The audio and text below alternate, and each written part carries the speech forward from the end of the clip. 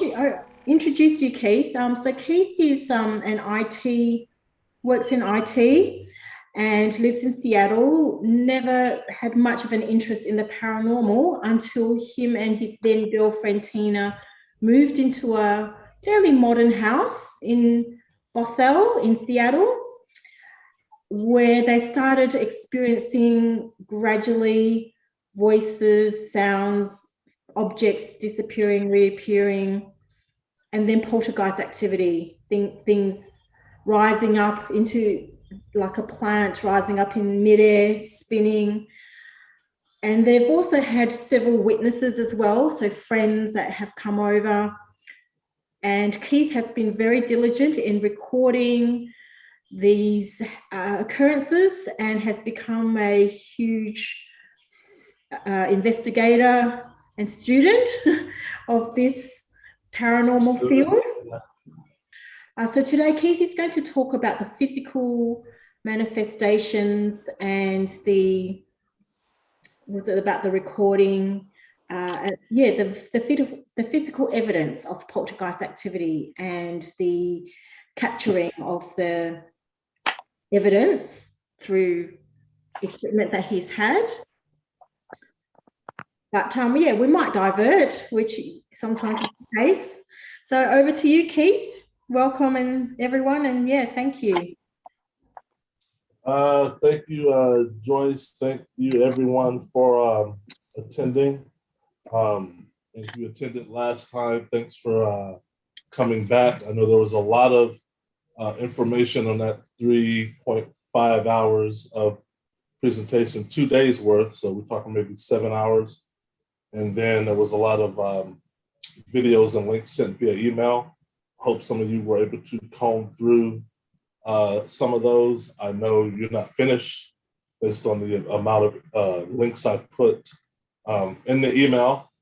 But what I'm going to do, like I said, I'm a visual guy, and when Joyce and I talked a few weeks ago about doing this again, I want to, so visual while I narrate, while I talk, and while I give commentary, because I want to hopefully try to put you in my mindset, or what my mindset was at the time when me and Tina discovered some of this phenomena, AKA poltergeist attack. So what I'm going to do is I'm going to share my screen. I'm going to disappear my face, stop my video. So now you see my avatar there. Okay, and then I'm going to share screen. And then let's see here. Where's my PowerPoint deck? Come on, PowerPoint. Where are you? Okay, PowerPoint's hiding. 1 second here. Let's see. Whiteboard.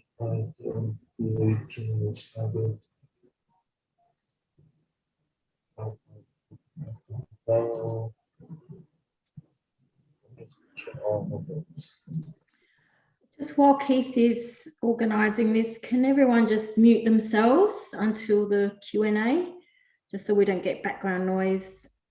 Thank you. Okay, so great. Hopefully you can see my PowerPoint. What I'm going to do is widen it. It's going to fill up my whole screen, so hopefully it'll fill up your whole screen too. And then we can just begin. So if everybody can see my PowerPoint, I'm going to go ahead and start. Let's see.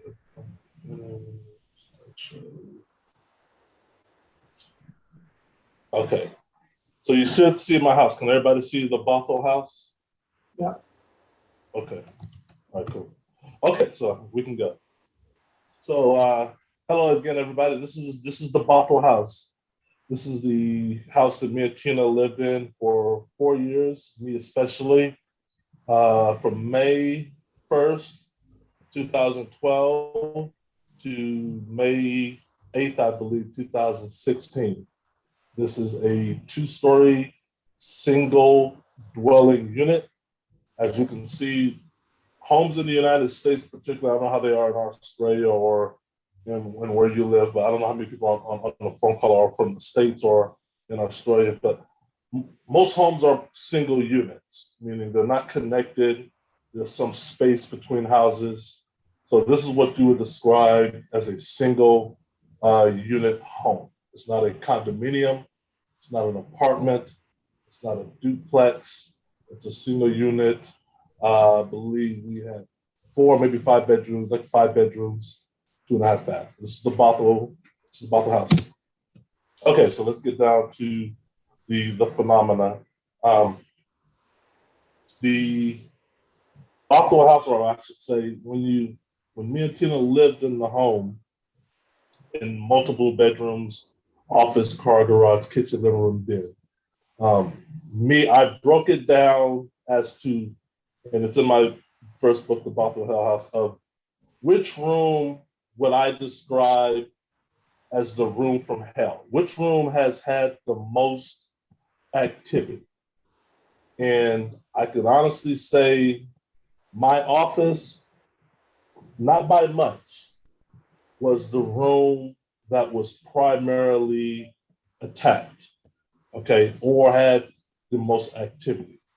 One of the things me and Tina got, I guess, accused of or suspicion, or people didn't take our story seriously, was the fact that, poltergeist, and I know everybody on this call knows this already, but I'm just going to state it anyway, but poltergeist phenomena or poltergeist outbreaks in homes or place of residence resemble, probably by design, typical home vandalism, typical home intrusion, home invasion.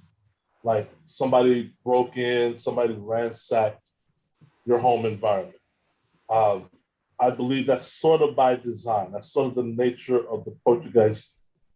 It gives them a little plausibility or deniability to whoever you tell the story to, because when people first saw our pictures that I sent, the first questions I got were, well, it looks like somebody broke into your house.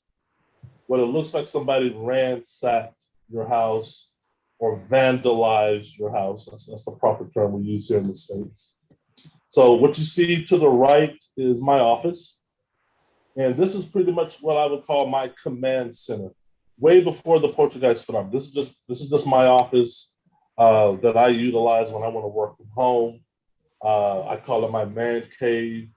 On the left, the windows you see on the left of this screen, my office is the window on the left, the window protruding from the house the most. This is my office. So you got the outside world. If you look at this house walking by, you would never suspect the horror that's going on inside. And believe me, there's a lot of horror going on, a lot of activity going on inside. One of my next door neighbors who lived across the street one day saw me coming home, and he walks his dog every day. He's a retired veteran. And when I pulled up to my driveway, he came across the street and said, I thought you were home. And I'm like, no, I just got off work. I just got off work. I've been at work all day. He said, I'm always walking by your house during the day while I walk my dog. And when I walk by your house, I hear so much noise. I hear so much, like a party going on. He's like, are you a video game player? And I'm like, yeah, no, kind of, sort of, maybe.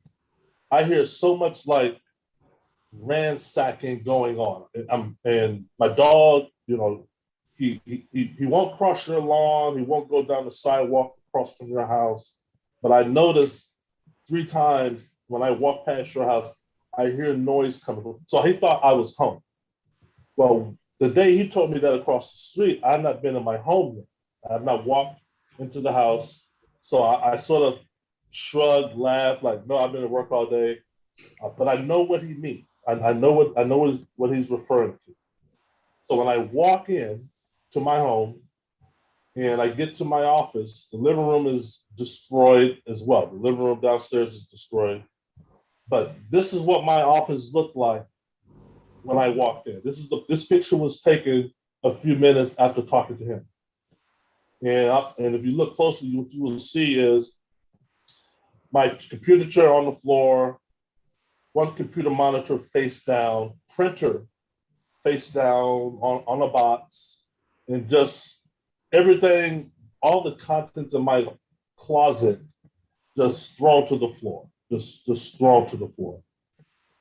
This became an everyday occurrence, I would say, probably spring and summer of 2014. And by daily occurrence or frequent occurrence, I mean, this would happen pretty much every day, if not every other day. Now, the interesting thing about this melee, this quote unquote vandalism is I got to clean this up, right? I got to raise my monitor back up, see if it's working. I got to put my printer back on the speaker where it originally sat. I got to take all this content that you see on the floor. I got to compile it, and I got to put it back in its respective area. I mean, I got to put it back in the closet. I got to put it back on the bookshelf. I got to put it back on the entertainment center. I got to make sure anything that's electrical that was on the floor still works. There's a cable modem on the floor. There's a Wi-Fi modem on the floor. There's wires, as you can see, on the floor. It's just a real mess. It's about an hour worth of cleanup, okay? Now, what's nerve-wracking and probably, I guess, debilitating about this process is I'm going to do it over and over and over and over, because by me cleaning everything up, putting it back to where I thought it was, does not stop the poltergeist from doing it again. And trust me, they will do it again. And you get into this turmoil relationship to where me and Tina are now, we're now slaves of this poltergeist, okay?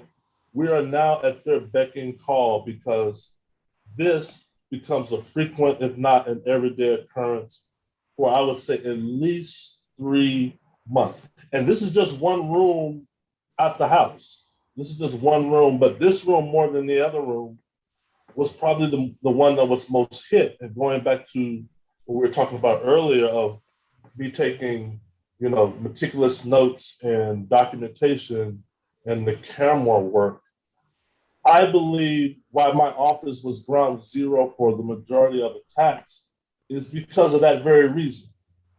This is where there's a portable hard drive you can see on the corner on the desk behind the turnover monitor. That's the portable hard drive.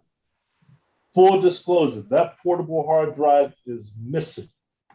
It was eventually taken. It's still gone.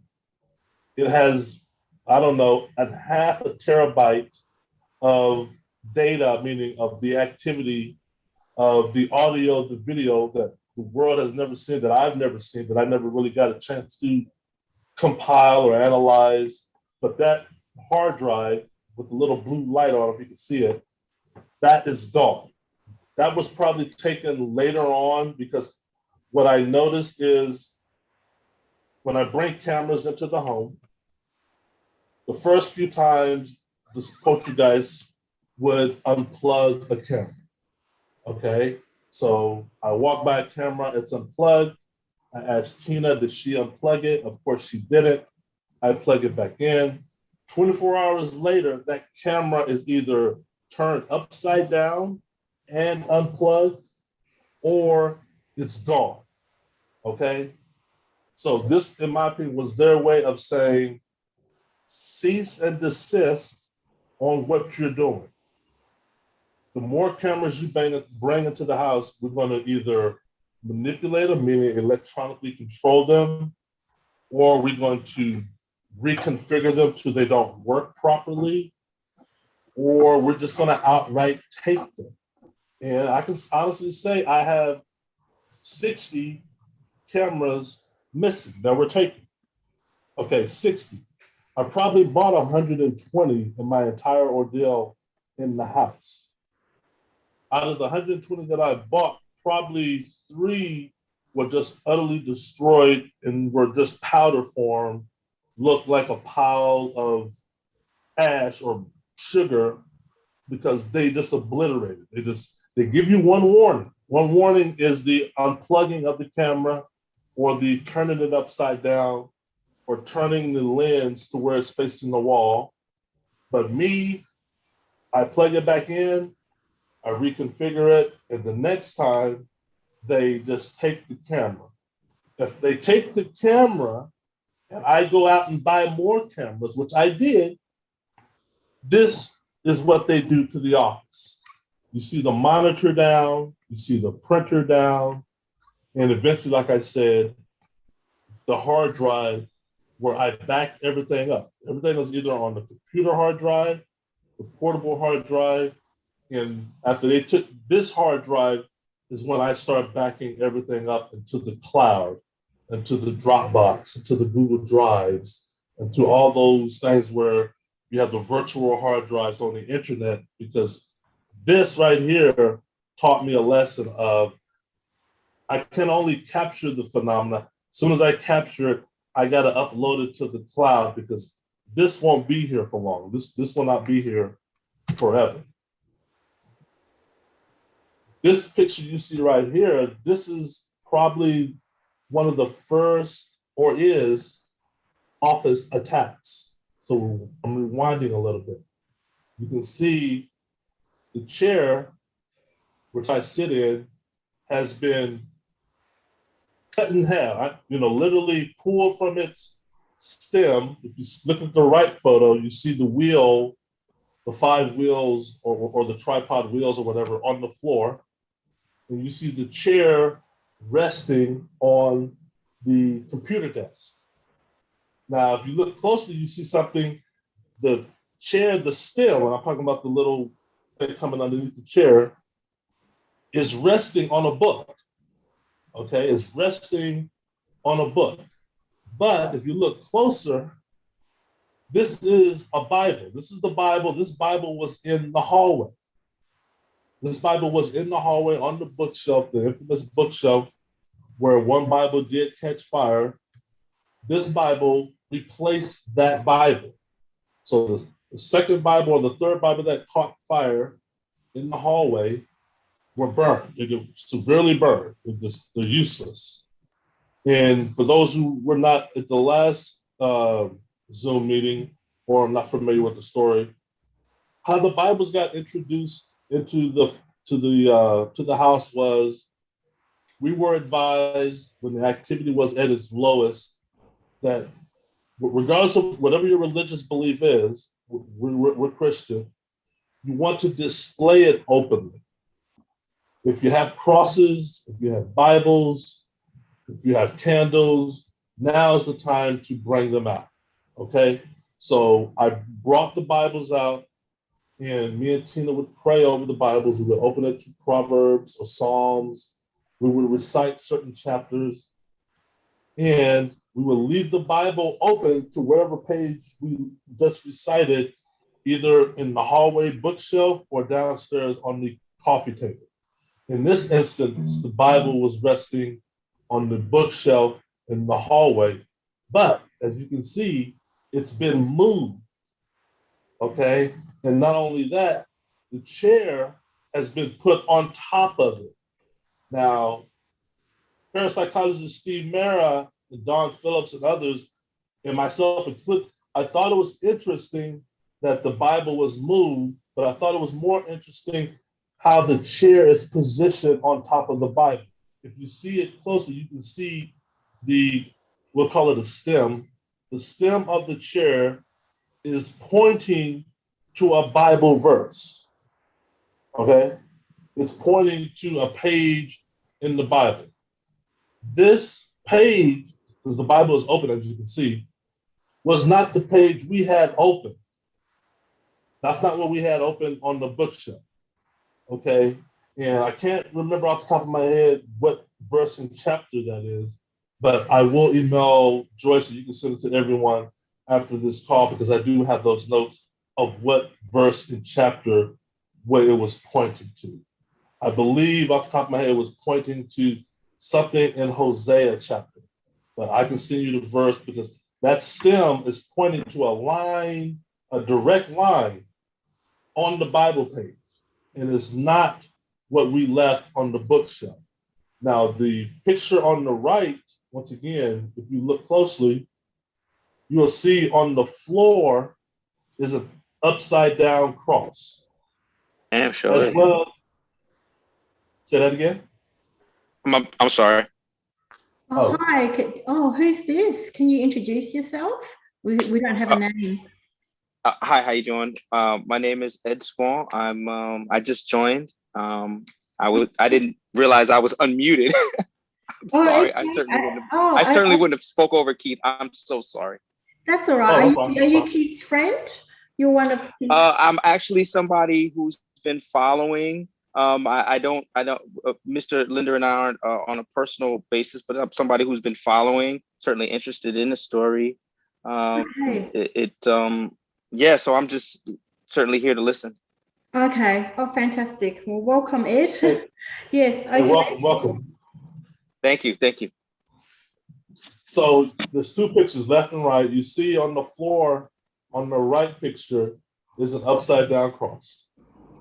You see on the left picture where the chair is resting on my computer desk, there is an upside down cross on the wall.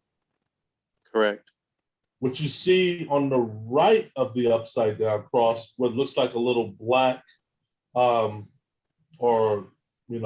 mildew or burnt, what that is the leftover damage from the poster catching fire, which happened a week prior. Meaning the poster ignited on its own, caught fire, and that's what you see to the right of the cross on the wall. The interesting thing about the cross on the wall and the interesting thing about the cross on the floor, okay? Both of these crosses were drawn with a sage stick, okay? One of the things we were advised to do was to smudge occasionally, especially when the activities seemed to be ramping up. So what I did is I went out and bought sage sticks. I believe it was white sage. And me and Tina would smudge before going to bed. Now, I kept the sage stick where I kept the Bible, which is the hallway bookshelf. Okay? And we would go to work. Now, when I came home and saw this melee, I saw that the sage stick, like the Bible, had been moved. But the interesting thing about the sage stick is it was much shorter than when we left it that morning. And when I went to the wall and I scraped some of that residue off the wall and the floor, I realized that the spirit had written both crosses or drawn using the sage stick, meaning it took the sage stick and it drew the upside down cross on the wall and it drew it on the floor. What you can't see, because this is me taking pictures of the office, behind me is my office door, is another upside down cross on the office door, the entry door, the door you walk into this room. But I want you to look toward the television on the picture to the right. You will see in front of the television, on the glass entertainment center, a camera. There is a Cisco camera, like a blue light, blue dot, that is facing the doorway. Okay, this is me trying to erect 3 cameras in one room. If you look at it closely, you can see that black camera is facing the doorway. If you look slightly to the left, you'll see a white camera facing the direction of the computer desk. 2 cameras relatively close to each other, facing different directions, because I noticed once I introduced cameras into a room or to a portion of the house, that they would, like I said earlier, either unplug a camera or they would take a camera. And I would always miss, meaning one camera would have something on it, the other would not. So I thought to myself, I need to put more cameras in the room, pretty much facing every direction, facing every direction. And these cameras are motion detection, infrared, sound detection cameras. They will, if motion is detected, send an email to my hard drive that you saw on my computer desk, as well as email me, send pictures to my inbox. I can tell you both cameras end up being destroyed, particularly the black one facing the door. When I got home and I saw these cameras still present, obviously I went to my computer to see what did they snapshot, what did they catch. They caught nothing. I had nothing waiting on me from these cameras when I checked them. What's weird, you probably may be asking yourself the question, what is that chair doing there? That chair that's sitting facing the television. That's going to be real important later on when I show a few more slides, because that chair, that's a kitchen chair. That chair is not supposed to be there. You already see my chair in the office broke in half, literally broke in half, resting on my computer desk. This is a kitchen chair. Now, me and Tina it's only us two living in the house, but we have 6 kitchen chairs. The only kitchen chair to ever inexplicably be relocated into another room in the house was the kitchen chair that I sat in when I ate dinner, breakfast, or lunch. This is my chair. This is the chair that I sit in downstairs. Okay. This is the only chair that we ever found that made its way upstairs inexplicably. Okay. Now it's weird, and I still haven't found out why, because I've read hundreds, if not thousands, of other Poltergeist cases. I'm looking for similarities amongst all Poltergeist cases, as many of you are. We're looking for similarities, trends, things that may have happened in one case that identically happened in another. Because to me, and maybe I'm overthinking it, but I don't think so, this chair, the way it's positioned and the way it's positioned in front of the television has to mean something. It has to mean something. And when you see the other slides later tonight, you're really going to be like, whoa, okay, because trust me, you have not seen the last of this chair. Any questions so far?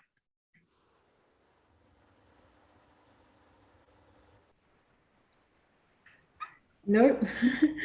Maybe Okay. later. All right, let's make sure. Okay. Katy Perry weekend 2014. Like I was saying earlier, every room in our house has a story to tell or experience activity. And for me, the office, compared to all the other rooms, had the most activity.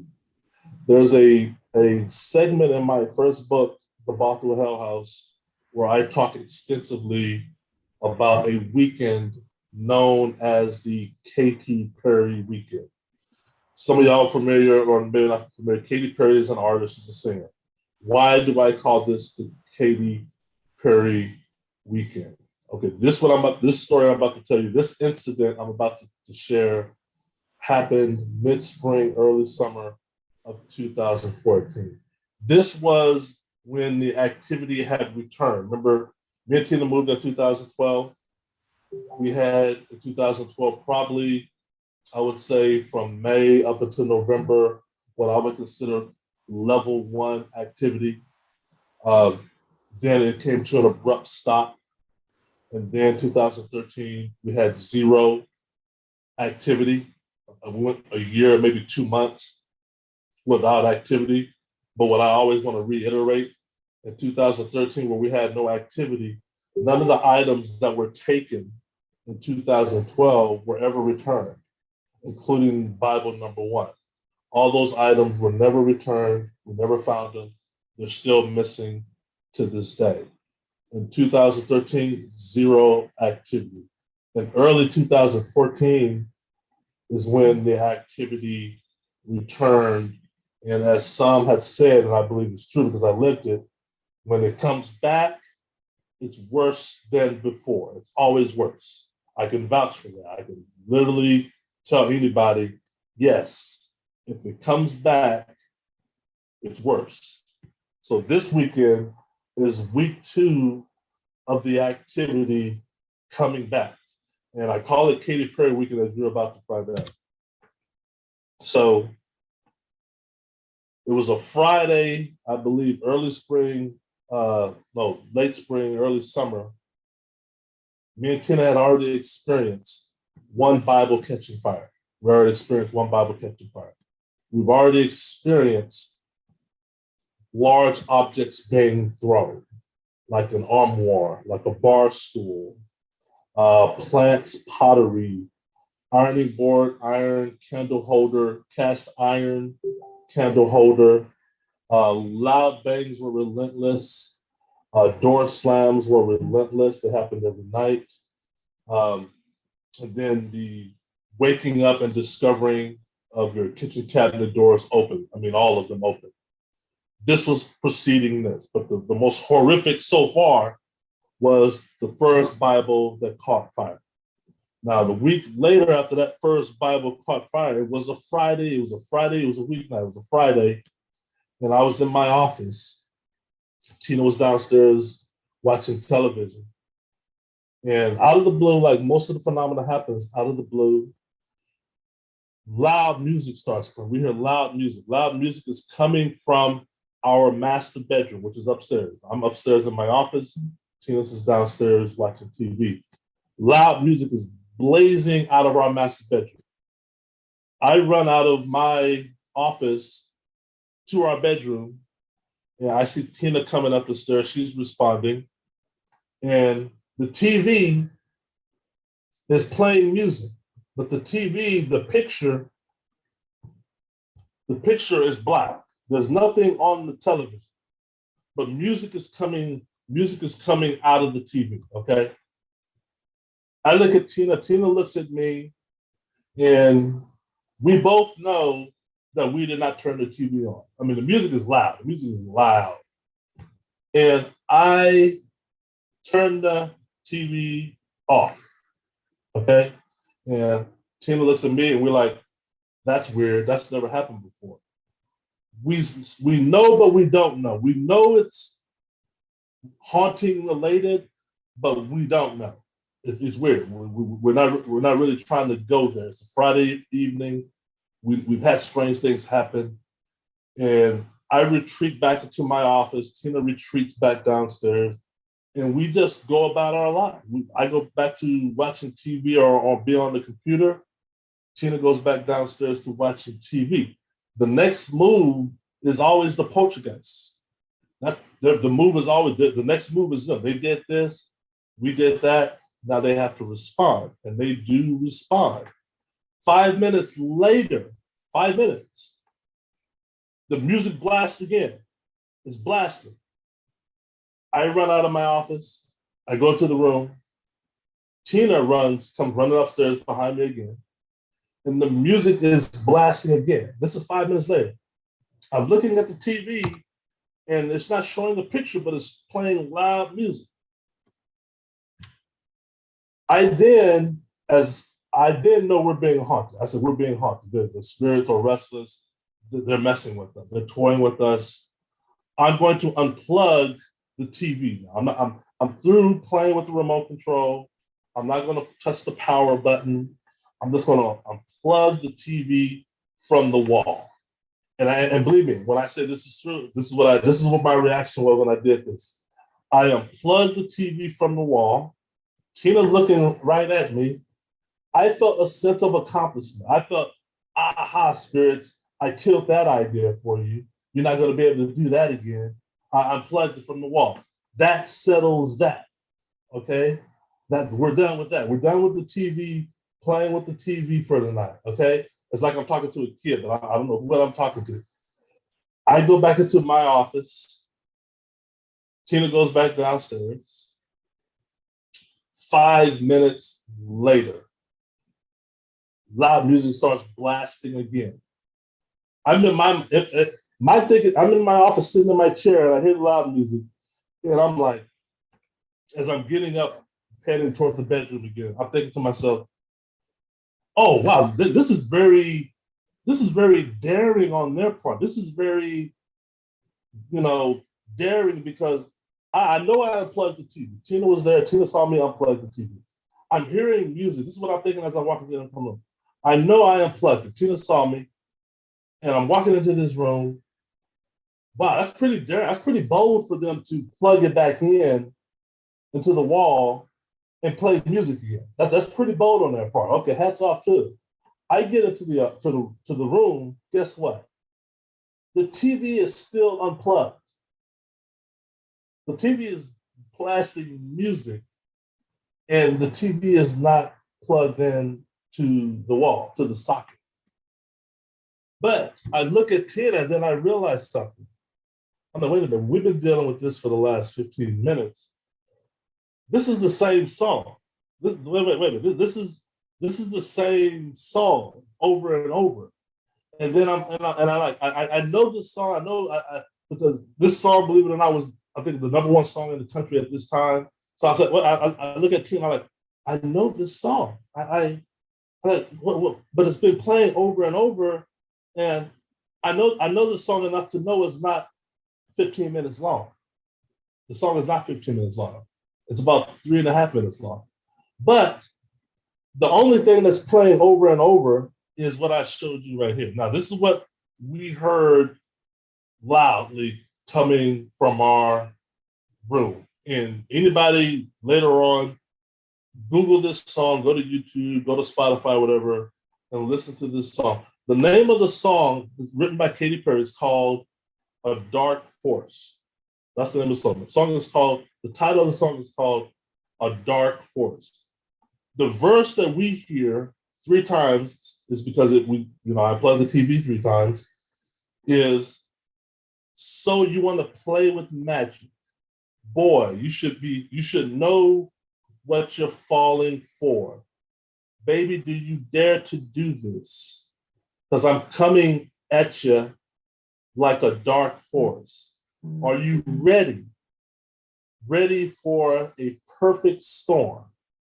A perfect storm. Because once you're mine, there's no going back. Now, the full lyrics of the song gets worse than this, but this is what we hear for 15 minutes. And my mind was just blown because this was Friday. And I viewed this, or it was, a precursor of the Saturday and the Sunday attacks I'm about to talk about, because what it was saying is, so you want to play with magic. You should know what you're falling for. Do you dare to do this? I'm coming at you like a dark horse.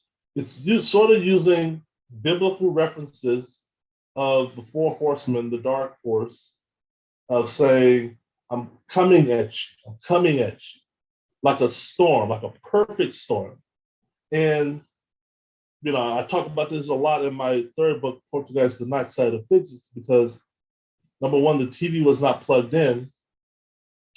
And how is it able to channel this song, this music, to my TV? Number one, it's not plugged in, but to my TV, period.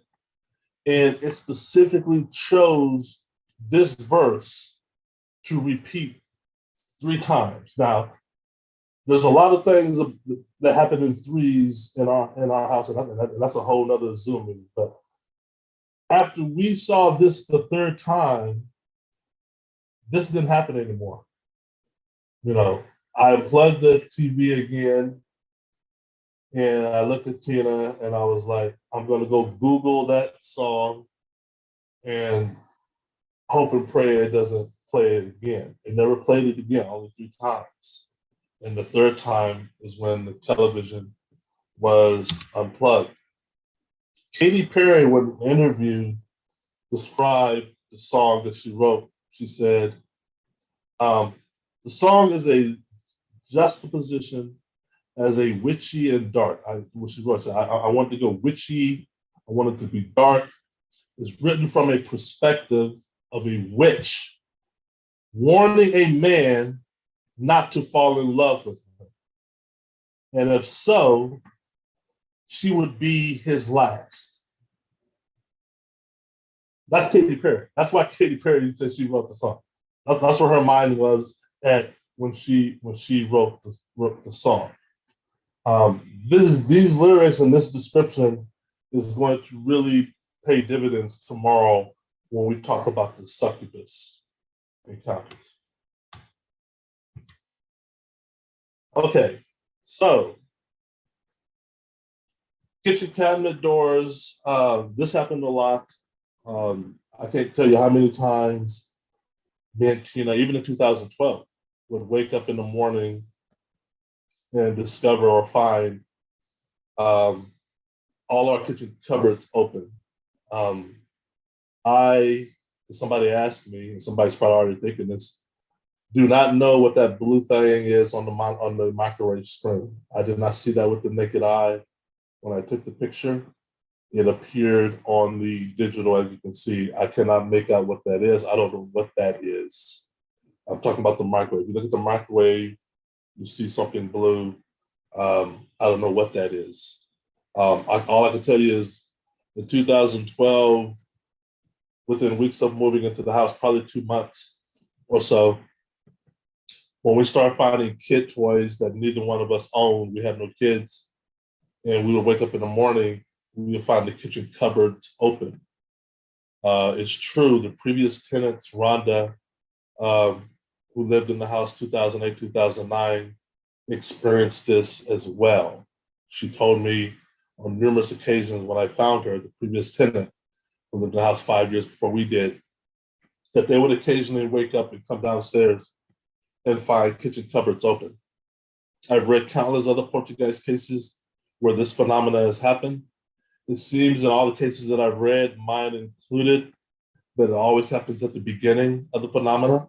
It doesn't necessarily taper off. Some campaigns, what I call the kitchen cabinet campaign, last for the extension or for the duration of the haunting. Some are just early phases. We've had both. This went on for about 2 months in 2012. Nothing in 2013, but when the activity came back in 2014, this became, like all the other phenomena, a daily occurrence. 2 instances where we would find this in the mornings or coming home from work. Okay, coming home from work, and you would find this, just the kitchen cupboards open. Other Poltergeist cases I know speak of the kitchen cupboards open and all the contents in the shelves are splattered on the floor. I'm glad ours didn't get that. This portion of the haunting didn't get that extreme because that would have been a lot. You're talking about a considerable amount of mess when the Poltergeist not only opens up the kitchen cabinets as you see here, but it empties, like you saw in my office, where my closet was emptied and everything was emptied onto the floor. I cannot even imagine. Even everything I've seen and witnessed with my naked eye, I cannot imagine everything in our kitchen being emptied. That would have just been a bridge too far. But this right here was, like I said, Saturday or after the Katy Perry song. So remember, the Katy Perry song was on a Friday. Saturday, the day after the Katy Perry song, I went to go have dinner with coworkers, with friends. I left Tina at home. Up until that point, neither one of us, and this is interesting, up until this point, neither one of us has ever experienced a haunting alone. And what I mean is an attack, okay? We've never been in the house and been attacked. It's always been both of us in the home. We might be in multiple parts of the house, but we're always home. Remember the first plant we saw levitate, we saw together because we was watching a movie together, but we've always been in the home. all bets are off after the Katy Perry song, because I never would have left Tina alone in the home had my brain even entertained the thought of what is about to happen. And the Poltergeists are experts at spontaneity. They are ambush demons, in my opinion. They live on the edge of spontaneity, of surprising you, of catching you off guard. Because when I went to have dinner with my friends, Tina was at home on a normal Saturday afternoon. Now, how this story unfolds, because remember, I was not present. Tina told me the story when I came home and saw that the house was attacked. I was gone. Tina was in the kitchen cooking dinner, loading up the dishwasher. And Tina said that she heard a loud crash. Okay? She heard a loud crash in the kitchen. And she said it came from upstairs. And she said it sounded like a piano crash. She said it was thunderous, it was loud. And she went to investigate. She went upstairs to where she thought the noise had came from. And that was the hallway. She gets to the hallway. Obviously, we don't own a piano. Just FYI, we don't own a piano. She gets to the hallway, nothing to be found. Everything looks normal. All of a sudden, the lights in the hallway, all of them, start blinking off and on. When she walks closer to the glass dome, she stands up under it. She looks at the glass dome. The porcelain glass dome explodes. It pops. There was a pop, she said, and an explosion. Okay? Tina said she grabbed her purse and her cell phone and left the house. She ran out the house. Okay? I get to the house 2 hours later. I've not heard from Tina. Now you're like, well, would she call you for something like that? Yes. When I got home from my dinner with friends, I walked through the door. I see this melee. I see this. I see this. I see, similar to this, similar to this. I definitely see this. And Tina is nowhere to be found because Tina's car is gone. I pull up to my driveway. Tina's car is gone. So I'm thinking as I'm walking into the house, Tina went out with her friends. Okay? That's fine. It's a Saturday evening. That's fine. But when I see this melee and I don't see her car, I panic. I'm like, where is Tina? I pull up my phone. Now, the first reaction, and this is anybody on today's call, reaction would be, if you came home and saw this, and your wife or spouse or husband was gone, the first thing you're going to do is pull out your cell phone, right? And look to see, why hasn't she called me? Why hasn't, well, I have no calls from Tina. I looked at my phone, I have 0 calls from Tina. Now, I called Tina from my house. I'm standing in the hallway looking at all this, and I'm calling her. And it's going straight to voicemail. Straight to voicemail. Maybe 30 minutes or so, Tina returns home. And she is mad, she's scared, she's upset, she's really upset. But she's upset with me. Me opening the door to let her in, seeing that she's in one piece, thinking, oh my God, you're alive. Oh my God, you're in one piece. Oh my God, I was about to call the hospital, the ER. Where you been? Oh, because I'm looking at all this mess. And Tina's walking in. I'm just thankful that she's standing up. And we're on 2 different wavelengths intellectually or emotionally, because I'm glad to see her, but I want to know what happened. I know hell happened, but I want to hear it from her, but I want to make sure she's okay. Tina is mad. And me, I can't really understand why she's mad, because she's mad at me. So I asked her, hey, why are you mad? She said, I tried to call you. I'm like, no, you didn't. No, she said, no, I've been blowing your phone up for the last 2 hours. And I'm like, no, you haven't. And I pulled out my phone. I'm like, look, I have no missed calls from you. None. And she looked at my phone, but she was so bad she wasn't even buying that because she's like, I tried to reach you, and this is what happened. She said, this, and she told me the story of what happened. She's like, the lights blew up in my face. The bulb, the dome blew up in my face. And glass and stuff and shard and stuff went everywhere. I grabbed my purse. I got out the house. And I tried to call you. I tried to call you from down the street. I tried to call you 2 miles away. And I had to go sit in the gas station. I was friendly, and you never answered. You never answered. And I'm like, then I have no call from you. And I want people to understand that no call from you was because this happened before or happened soon after. When this type of activity happens, we notice when this type of activity happens in our house, all the communication lines, for lack of a better word, are cut. There's no signal getting out of the Bothell house. Now, what do I mean by that? Second story. When the poster caught fire, just to rewind, when the poster caught fire, that was my first time being attacked.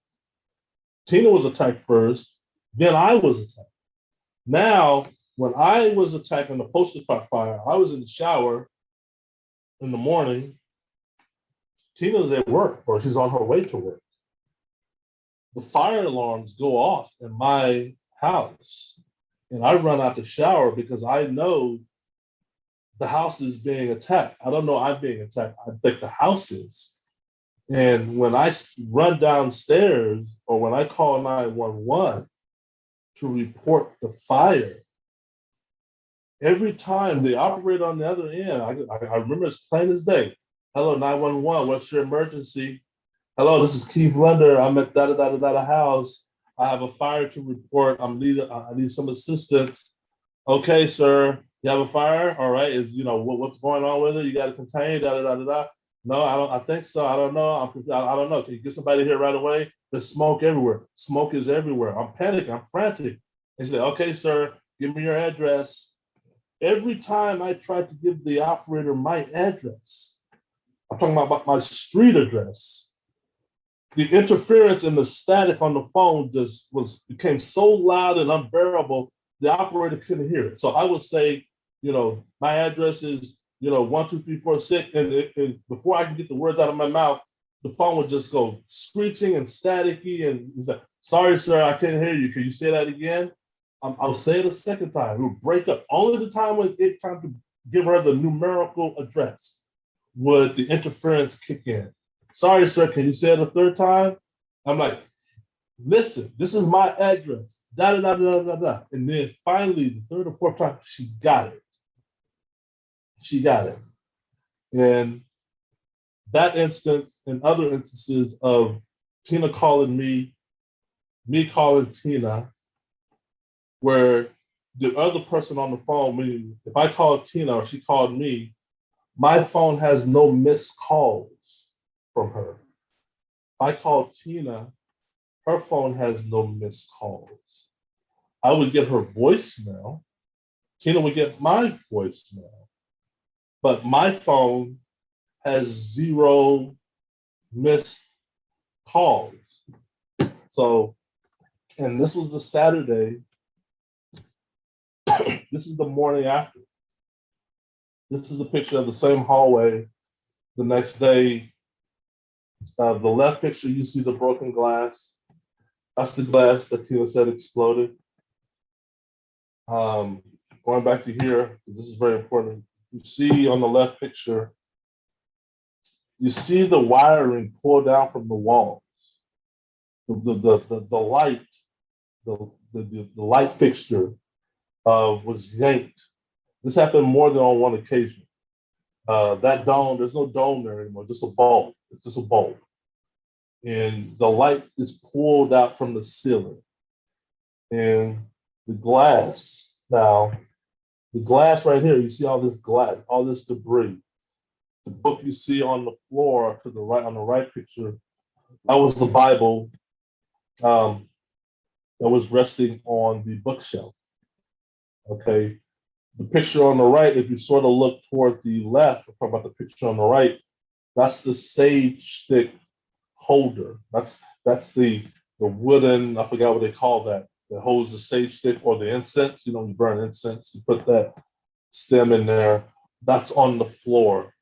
The sage stick, you can see it's on the middle, almost in the middle of the floor, next to the Bible. I don't know if you can see my mouse. I can see that. That's the sage stick. Over here on the left, like I said, this is the glass. These shards you see.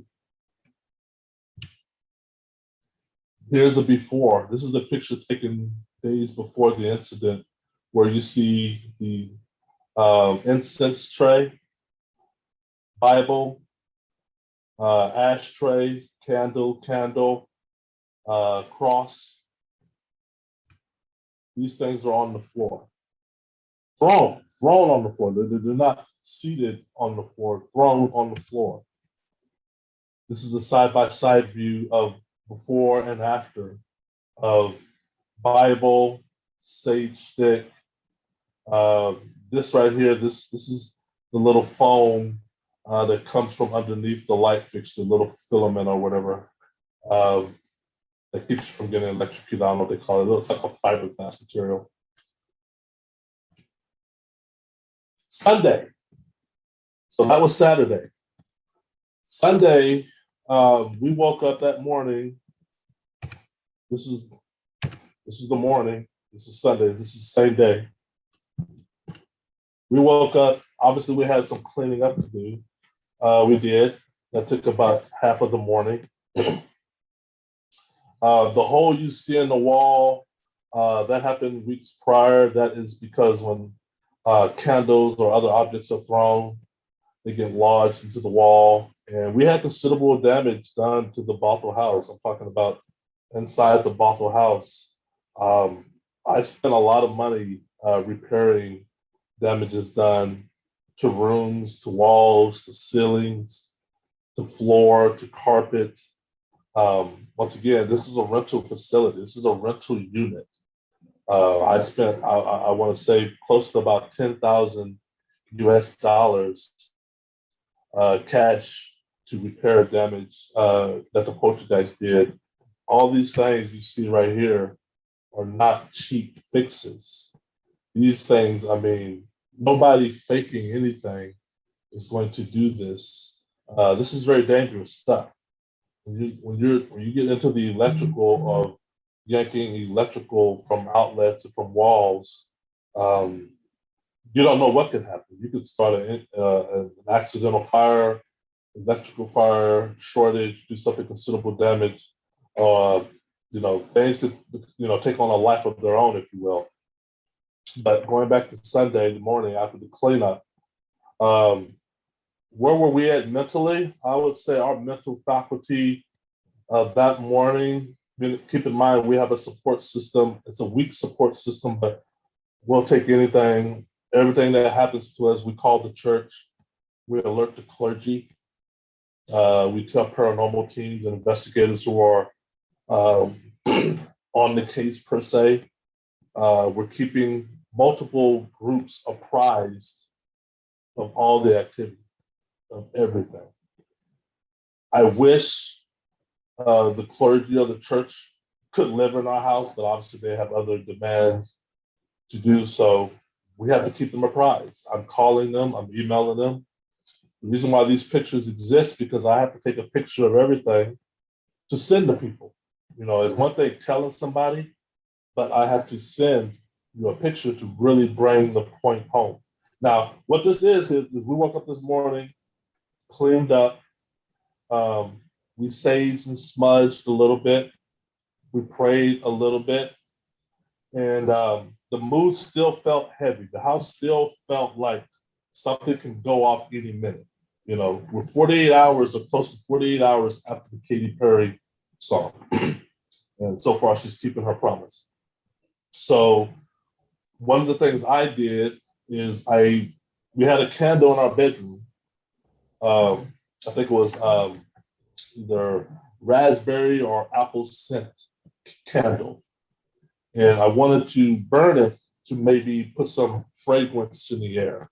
You know, sage, you know, it's sage, but it's not the most attractive thing to smell in a home. But I lit the candle in our master bedroom and I left it burning because I wanted the house or the bedroom especially to fill up with something more pleasant than sage, you know. And I retreated to my office. I went to my office to start documenting and compiling all this craziness we've had so far. And that morning, I came out of my office and I noticed that the Bible that was resting on the bookshelf is gone. Bible's gone. Now, the bookshelf from proximity wise to my bedroom, not that far. This is the bookshelf. The second picture where you see the hallway is I'm standing in my office doorway to take that picture, or the guest bedroom doorway. Not far. All the rooms are relatively close to each other. So you see the Bible there. This is the night before. This morning, Sunday morning, I'm in my office. I'm going downstairs to refill my cup of coffee. And I passed the bookshelf and I noticed the book is gone. The Bible is gone. So I said, Tina, come here. I want her to witness this. I know she's going to believe me. I said, hey, the Bible's gone. Okay. Now I go downstairs to make a pot of coffee. And we all know it doesn't take long for coffee to be made. I'm talking about a pot. So I make my pot and I go back upstairs while the coffee is brewing. And maybe take 4 minutes at the most. I go back upstairs, I get into my office, and 5 minutes later, okay, the coffee maker should be done. The coffee maker should be done. I come back downstairs, and when I get to the kitchen, there's an island, there's a little kitchen island.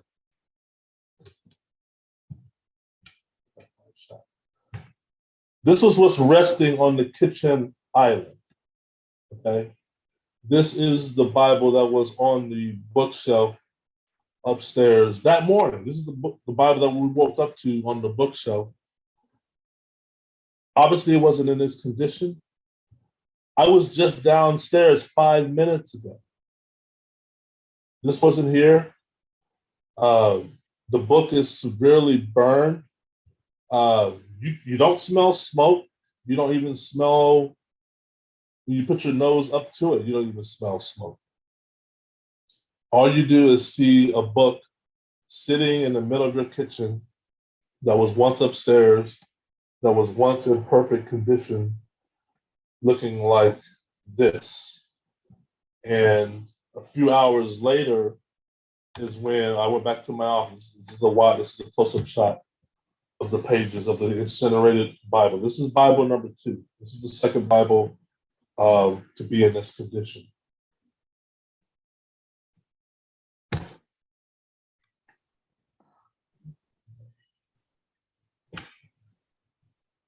This right here, I got it sort of in incorrect order on my slide, but this happened after the Bible. I went upstairs after the Bible, we discovered the Bible. And when we discover things like this, me and Tina, we have to talk about it for a while. There's a moment of, I don't believe what I'm saying. This is, you know, what does this mean? This is Bible number 2. Okay, let's call some people. Let's call, you know, we're not going to get to church because it's Sunday. We're not gonna talk to them, obviously. They're in service right now. So, okay.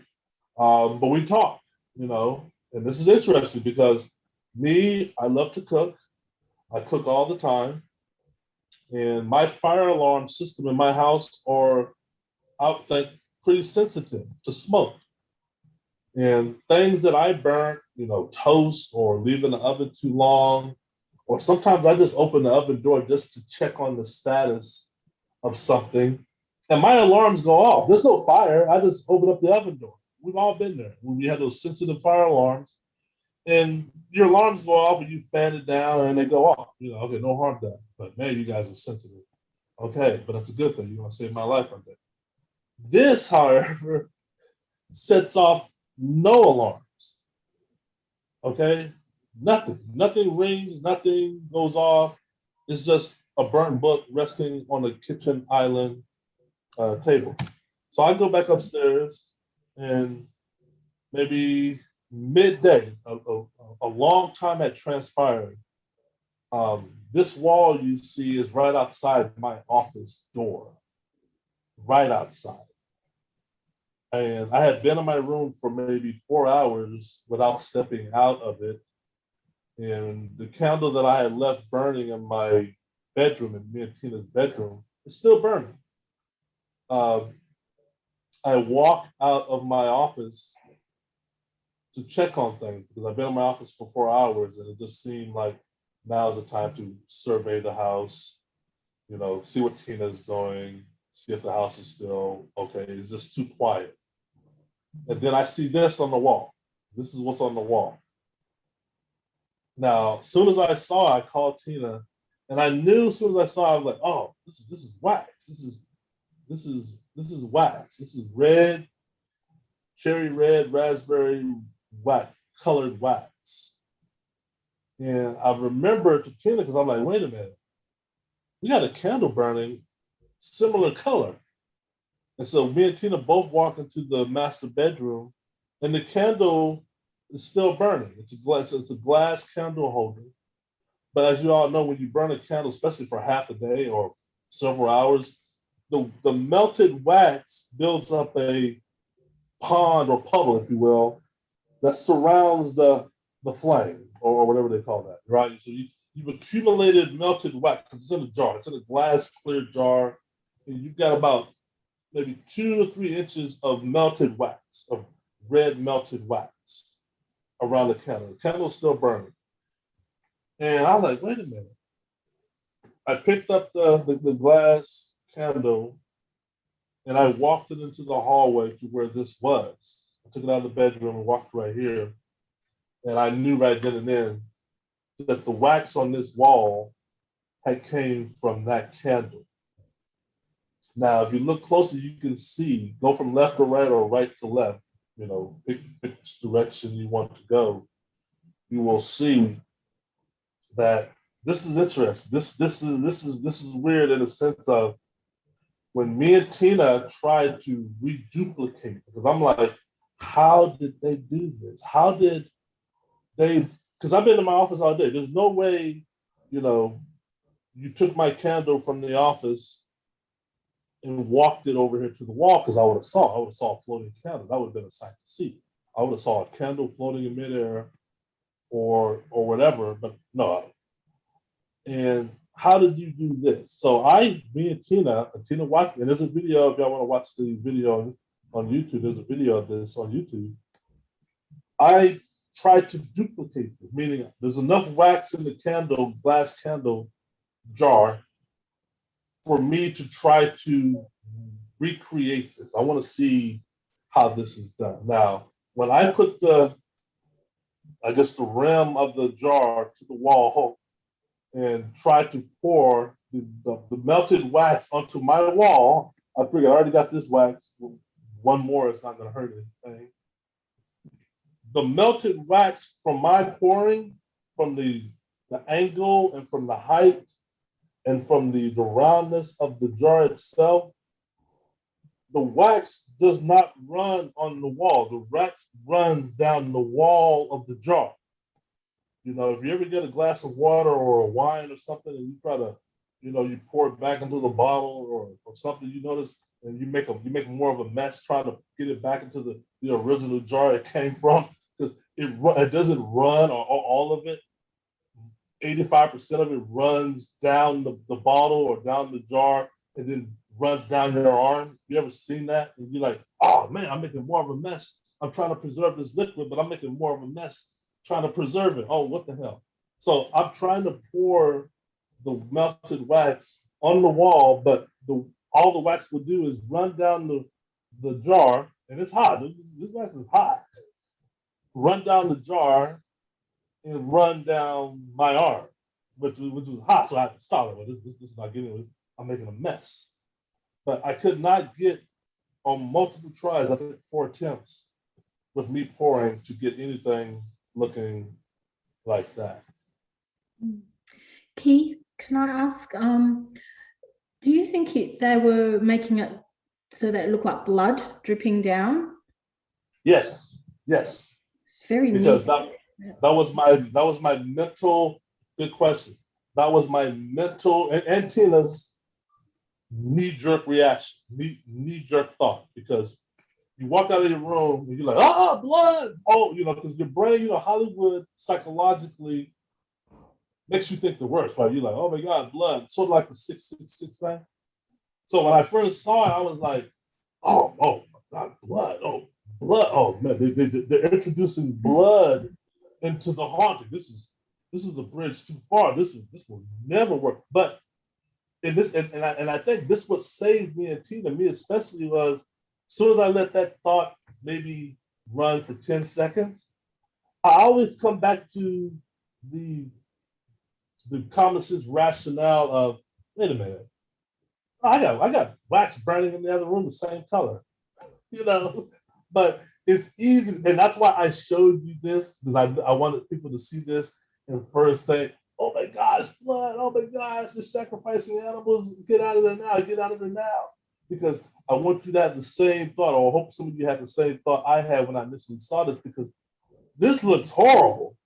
This looks like Carrie 10 or Michael Myers Come Home, right? So, and that's what they want, because what the Poltergeist, what I've noticed, ours, I can only speak to ours, but I think it pertains to other Poltergeist cases, is the Poltergeist wants the house occupant to overreact, to over correct or overcompensate, because I can see this, and if I don't have my wits about me, and I can see this, I can run down my stairs and break my neck running down the stairs. It's like the whole scenario of, I don't know if you've ever seen it, where, if you're afraid of spiders, right, and you get the blowtorch and burn your house down because of one little spider, it's like, dude, why go heavy-handed on fixing whatever it is you're dealing with? Because your mind can go there. Our mind went there. It did. Not only on this, but on every other instance. You see something and you think the worst, you're like, oh my God, this is blood. Oh my gosh, But then you realize, wait, hold on. I got burning blood. Now it's still interesting, it's still weird, it's still scary, because like I said, the Poltergeist holds all the cards. I don't know where they're going with this. I don't know where they're going with none of this. Where does this end? When does this movie end? There's no rhyme or reason or rationale as to, okay, except for the fact that they want you to stop whatever it is you're doing. This right here was hard to clean up, okay? Wax, when it cools down on a wall, is hard to clean up. And let me tell you, when you clean it up, you cannot help but do damage to the wall, because there's paint underneath this, there's primer underneath this, and all that is ruined. I mean, this wall right, I gotta pay money after I clean it. This is not soap and warm water is not gonna fix this problem. I have to peel this off meticulously, and while I'm peeling it off, I'm peeling off paint, I'm peeling off, primer. The wall is ruined. Now I got another wall to deal with. It already had a hole in it. It's got 2 nicks in it. And now I got to deal with it. And the whole time, they're watching. The Poltergeist is watching. And it's easy to get frustrated. It's easy to just, throw everything down and go full anger mode and just say, all right, Poltergeist, I'm going to sage the house with 20 sage sticks. I'm going to buy 200 cameras. I'm going to buy 300 Bibles. And it's war. And that's what they want you to do. They're like, yes, yes, yes. Go give it to us. Keep giving to us. Because they can do this all day. Poltergeist can do this all day. But me and Tina had to fight. And it's not easy. I don't want to ever make it seem that it was easy, because it wasn't. Maintain a level of being grounded, of saying, okay, I see what this is. Like I said, that's where that support system came in, of calling friends, calling family, calling the church, calling the paranormal teams and letting them know. And then they tell you, don't overreact. You see 666 on your wall. Hey, don't think devil incarnate. Don't think this. Poltergeist, they're going to feed off that fear. They're going to really go after you then. And they did. They did. On elements that we overreacted, they did. So this was the 3-day of the Katy Perry weekend of One Bible, Catching Fire, The Wall Wax, Tina's Attack. All happened in 3 consecutive days after we heard that song. Now, that's just one weekend out of probably 52 or more weekends of pure hell. But the song was the precursor of it all, of letting us know things are going to get significantly worse. Things are going to get significantly dangerous for you two. Because are you ready for the perfect storm? The perfect storm. I'll pause now. Any questions?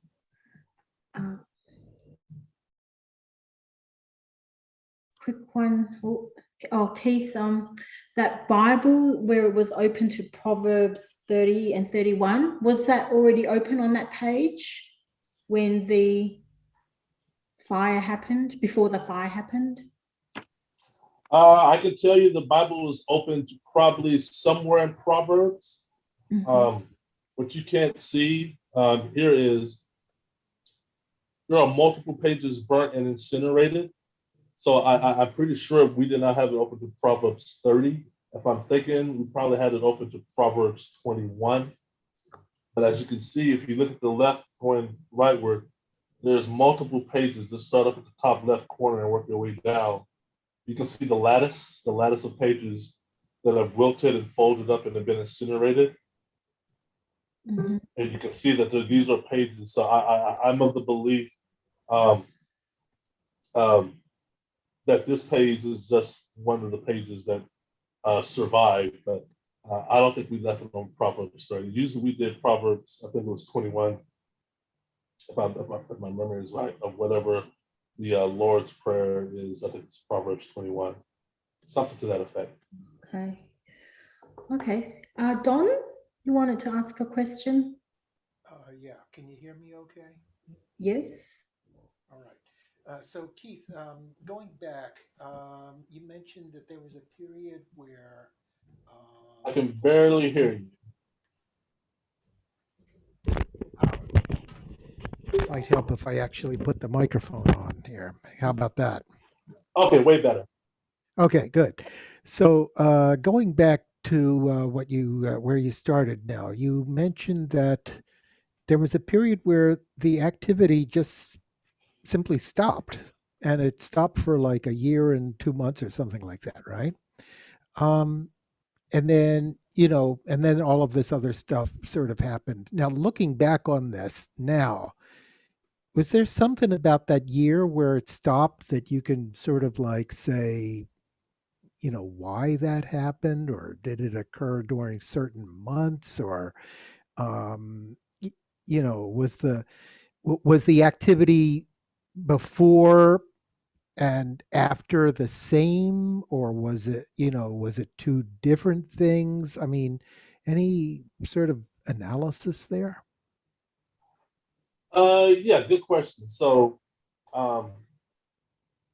in 2012, the year we moved into the home, May of 2012, and I tell people, and I put this in the book, the activity that we had in 2012, there needs to be some sort of consensus among all the paranormal orgs of the different levels of poltergeist activity. I think we can really quantify that. If we study all poltergeist cases, I think if we put our heads together as a whole, as a collective, come up with a chart, if you will, of the phases or levels of activity.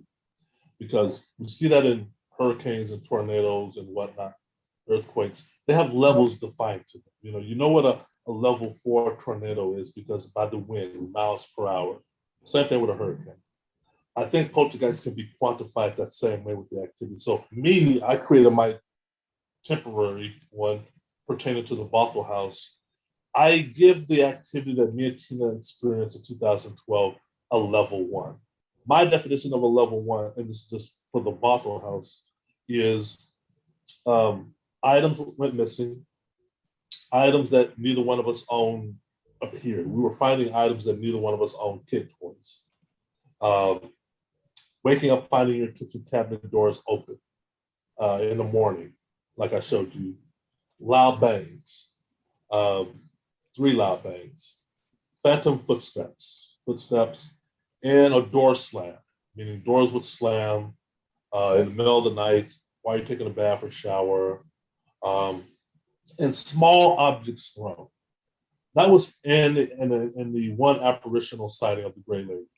That's pretty much the totality of the activity of 2012. Okay. Yeah, it's activity, but compared to what I'm going to get into tonight and what others on here know about, it pales in comparison because just by the activity itself.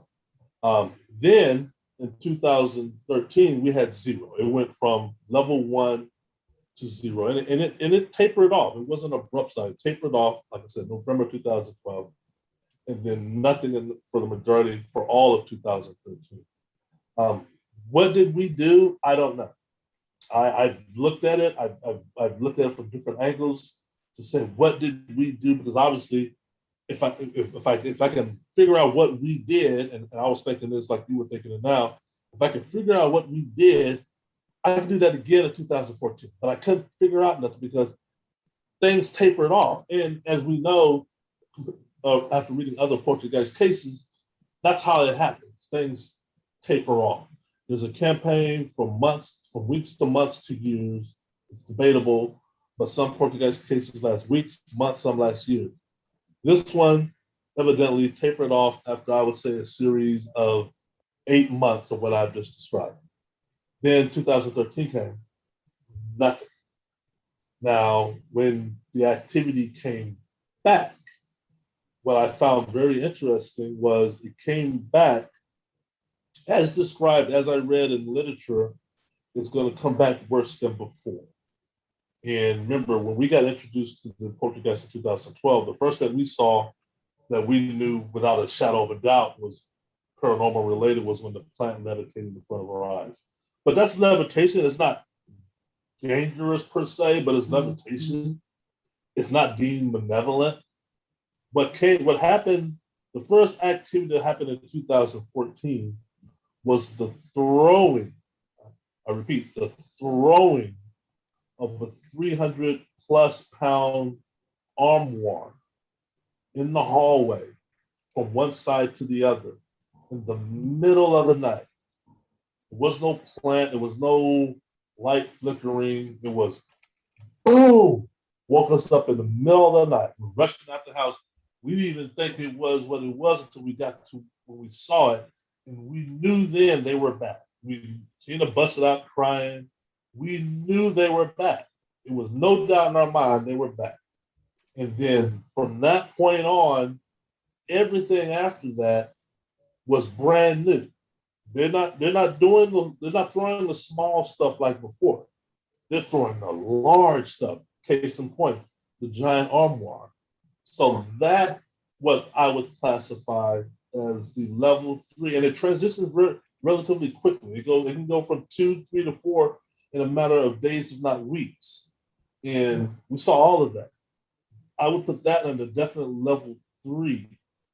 When the poster caught fire, the Bible caught fire, this Bible, the other Bible, we're probably dealing with level 4 activity because it's this activity plus everything I've already said. The objects are louder, bigger.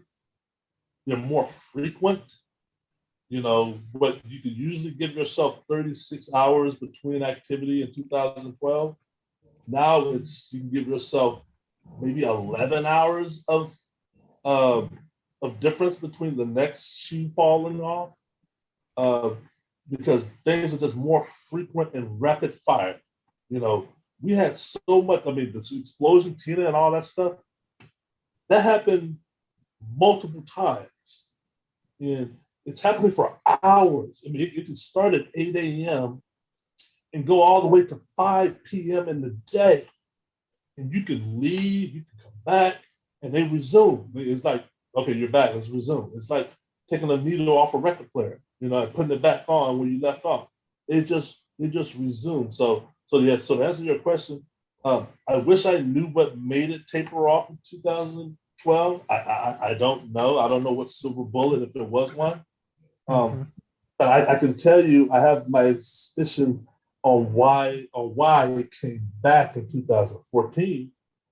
2014, January 2nd, I had a weird fall. I was coming downstairs for a glass of water, and it was January 2nd. And I'm excited about the new year, and I fell. I got up to the middle portion of the landing of the stairs, and I slipped and I fell. It was bad, and I broke my right patella tendon. My kneecap had severed.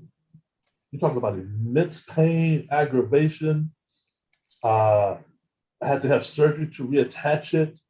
I was 6 weeks confined to the upstairs bedroom. I couldn't go anywhere. I had surgery, and the rehabilitation was 6 weeks. So I'm homebound. And Tina's going to work now. And when I woke up every morning, and just me in the home, and this is mid-February, late February, early March, as I'm healing, I'm hearing noises in the kitchen. I'm upstairs, and I'm hearing noises like kitchen cupboards being open, like somebody walking around the house, walking right outside the bedroom door. I would sometimes blurt out, Tina, is that you? Are you home? Because I'm thinking maybe she came home and didn't tell me because I'm asleep. The noise is what woke me up. But Tina's not home. And I would get up, limp out of bed, get my crutches, walk to the landing, look over the rail, and see nothing. The noise would stop. And then a few weeks after that was when the kitchen armoire got thrown. I think there's some linkage to my injury. Well, I know that. I'm thinking, I know there is, because when Steve Mara and Don Phillips were here and they lived in the house, one of the first EVPs or questions they asked when they got here was because they wanted to know. I told them everything about the case, and they wanted to know. And one of the goals of paranormal research is to understand, is the phenomena out to hurt the house occupants, And Steve and Don were very sincere. They asked, did you push Keith Linder down the stairs? And this is what I said, and I'm quoted. This is what the EVP said. We pushed him down the stairs. This is what they captured on their audio device. Now, the word "we" always haunts me to this day, Yeah. And they were very nonchalant about it in their response of, we pushed him down the stairs. And they played that to me. And I always suspected, because it was a weird fall. I go up and down my stairs thousands of times. Why would I fall? I would say it was just a weird fall. And they asked maybe 2 years later when they came to visit the house, and it must have been the same experience because they said, we pushed them down the stairs. And I think something about that stair, that injury, me being bedridden for 6 weeks, triggered the activity. It's weird. I don't know. It's just weird. It's almost, you have people, there's other poltergeist cases of, people moving into a home and, the activity erupts. There's other poltergeist cases where people make renovations to a home. Just sincere home renovations. You have a home renovation project and boom, explosion erupts. You know, were the spirits there all the time, but it was the home renovation that awakened them, or you have somebody who's going through, you know, the turmoil, you know, the abuse, the hardship, the vexation. But no, it's interesting. The question is interesting. Wow. Right, I think we need to go for break now, about 10-minute break, and then we'll come back and have some more. Do you have much more for your talk or to go, Keith? I think we're at the halfway point. Halfway point. Oh, okay. All right. So we'll come back after 10 minutes. How about that?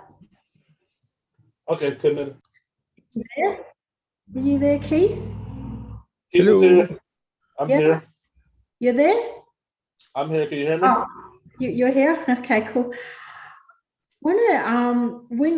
Just want to quickly ask, because when you were talking about the poltergeist manifestations, a lot of them had cult kind of manifestations, like like the Bible burning and the blood and the upside down cross, the 666.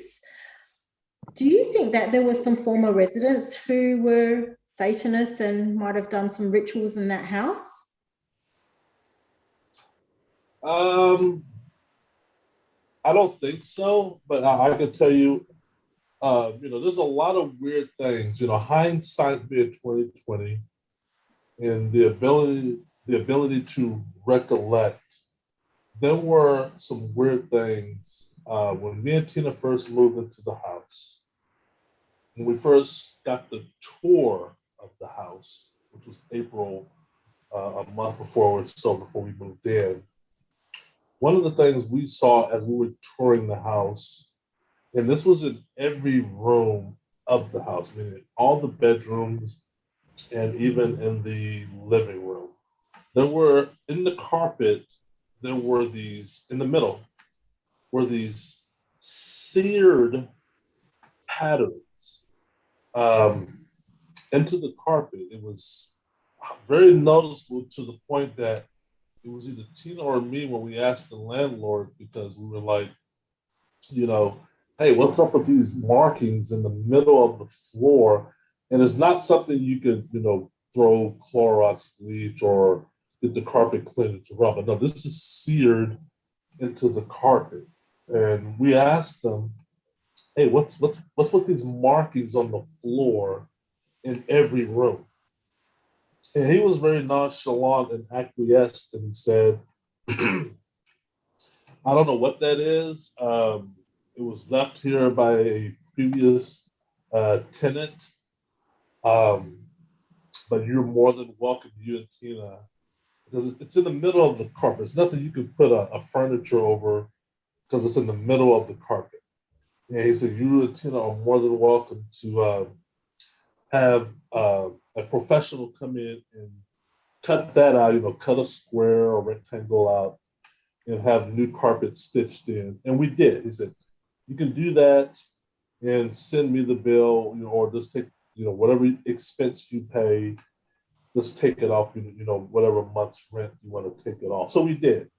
And we had to do it in every room. Now, I have a keen sense of memory, and I talk to people, and I always remember the weird things that they say.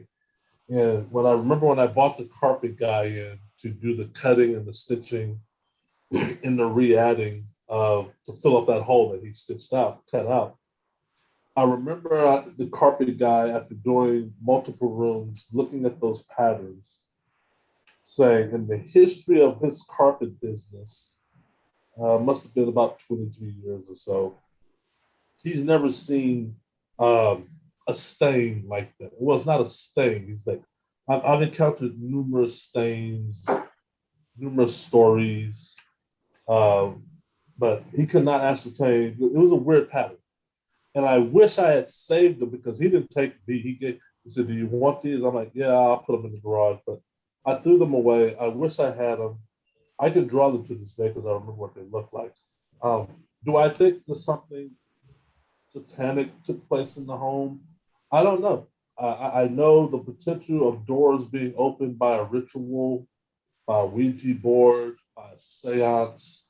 I don't know. I think it's very, I could never find out what those patterns were or meant. I went online and tried to look, but I sort of need the carpet with the patterns were on to really do a true investigation. But man, do I wish, because obviously when I threw them away, we weren't having activity yet. And I wasn't thinking ghost at the time. But that was weird. Those patterns were in every room, they were on the carpet. It's two things possibly. Um, was it a ritual that brought the activity to the house? Maybe. Or was it a ritual to remove the activity? Was it a family, a couple, or Rhonda? Remember, Rhonda had activity in the home. And was it something they did, because it's in every room, to remove? But no, I don't know. I don't know I don't know if there was any Lucifer or cult in the home. Don has a couple of questions. Did you ever feel like whatever this thing was trying to communicate with you telepathically, or was it just to startle and scare you? The telepathically, that's a good question. That's probably why we got the segment tomorrow. Okay. I can tell you in the home, the Bothell home, nothing of that occurred, meaning telepathically. Was they trying to communicate with us? Oh, yes, through multiple means and channels. Poltergeists are interesting in how they, they have the ability of speech. They can enunciate words well. They don't always get it right, but they can do it well. We know they can write. We know they know my first name. We know because they've written my first name on the wall. They don't never say hello, but they wrote Die Keith or Die KL. And sometimes, I would hear the word Keith come out of the air, like Keith, like Tina, in Tina's voice, mind you, but it's not Tina. Tina would sometimes hear her name called in my voice, but it's not me. So I would respond, hey, Tina, what do you want? And she's like, I didn't call you. Or Tina would come to me, hey, Keith, what do you want? I'm like, I didn't call you. And then as far as communication, yeah, you got the wall writings. I mean, that's definitely communication. The upside down symbol of the upside down stick figure of a man symbol. That's a means of communication.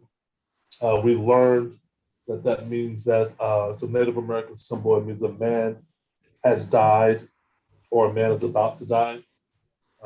Me hearing the about to die was very discerning, especially after learning that I was pushed down the stairs.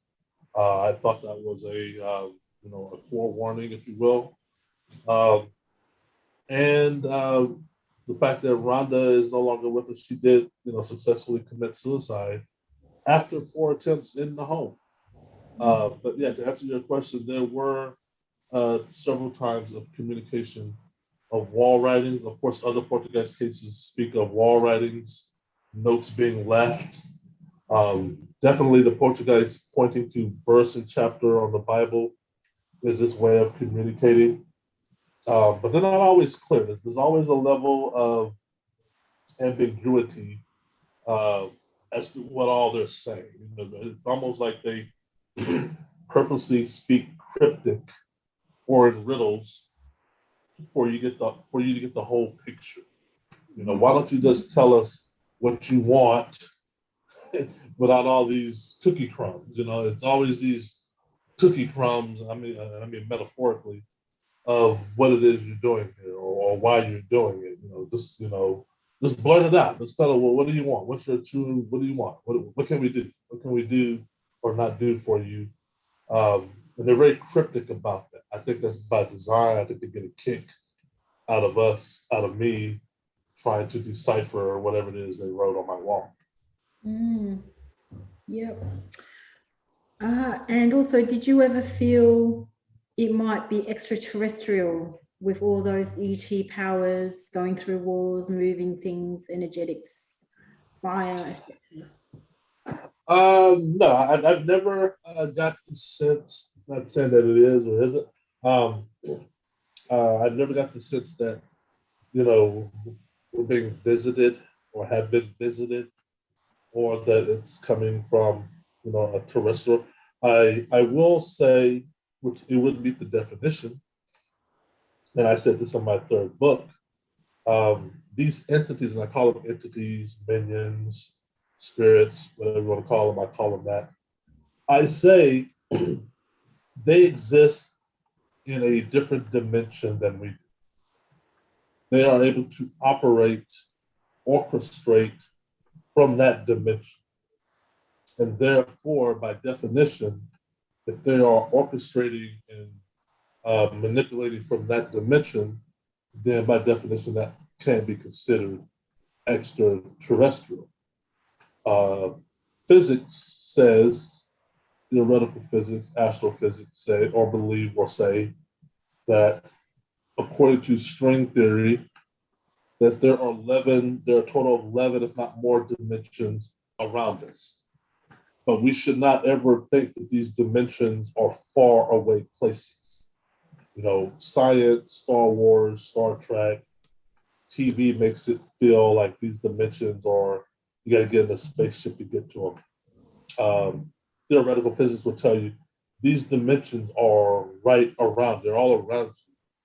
There's enough affinity between you and the computer screen that you're looking at right now to hold a gargantuan amount of data, of life, of information, because we're talking about the macro world, where we know in the micro quantum world, things are infinitely smaller, and these dimensions, according to the theory of both relativity and the theory surrounding quantum physics, these dimensions are curled up. They're curled.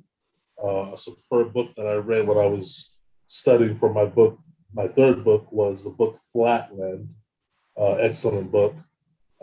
Talks about how you and me living in a 3D world will be able to operate in a 4D, 5D world, or reverse, a 5D world, 4D world will look to us, or how they would be able to have abilities over us. If somebody coming from 11th dimension to our 3 dimension of space, 4th dimension of time, would appear godlike, because they would be able to do things that we ourselves couldn't even dream of doing. So yeah, I think as far as extraterrestrial like ET or UFO or spaceship, I've seen nothing to lead me down that path. But as far as where the spirits operate from, yeah, I would say they're operating from a dimension, and therefore that would be considered extraterrestrial. Yeah, good explanation. Has anyone else got any questions before Keith continues with his talk? Yeah, sure. Rob? Hi. Can you all hear me? Yes. Just in reply to Don's question as to why, as Keith said, everything stopped for about a year, the house went quiet. In my 30 years of psychically clearing haunted houses, that sort of thing's quite common. Poltergeists move around quite a lot, and they probably found something a bit more interesting to do for that year, but eventually they came back to their base.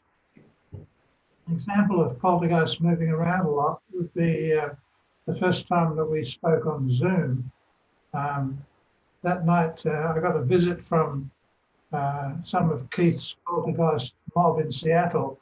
They'd crossed the Pacific Ocean to come here to Sydney in Australia to wake me up. I was switching the television on at 1 o'clock in the morning. So I went into the lounge room and switched the TV off.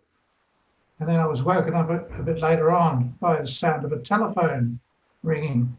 But I don't have a telephone in my bedroom. I just lay there listening to this phone ringing, and it was one of the old style phones, like a landline that had a metal bell inside of it.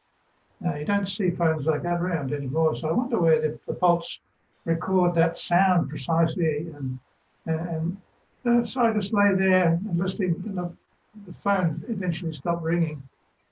And then a while later, I get woken up by this young poltergeist who comes into the room, tries to frighten me, and he's a very effeminate-looking young man, a bit of a cross-dresser, trying to be aggressive and nasty, so I just told him to F off, followed by some extremely blunt language. That seemed to have hurt his feelings, and he left. I haven't seen him since. So talking about how Polts move around, they right across the Pacific just to come and annoy me one night. So I hope that explains about how Polts move around, Don.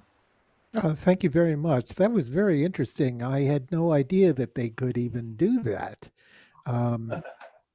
Come to visit somebody based on just your attendance at the Zoom meeting. Although they're listening to us now, they're at Keith's place, watching and listening to what's going on. If they can see a bit of mischief. Sharing. Well, maybe we'll continue with Keith's talk, and then we'll have more Q&A afterwards. So just to piggyback on, the concept of poltergeist being at two places at one time or visiting, one of the, I guess our mind, human beings, our mind is sort of, limited, we sort of get stuck in our thinking because there were some people who came to our house, I'm talking about it, investigators or people I tell this story to. It's hard for them to wrap their brain around the idea that I could be traveling on business, going to a city across the country, Florida, Spokane, Washington, Southern California on business while I'm living in the Bothell house and have similar activity in my hotel room.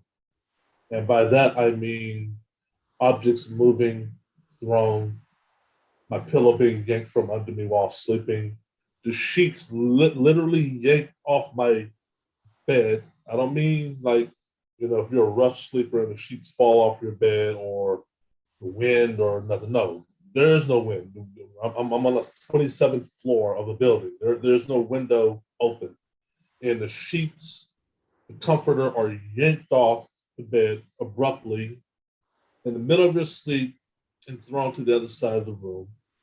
Your chair, your office chair, your computer desk chair in the hotel room, miraculously slides across the floor in the middle of the night. Your headboard, the constant tapping, the pounding.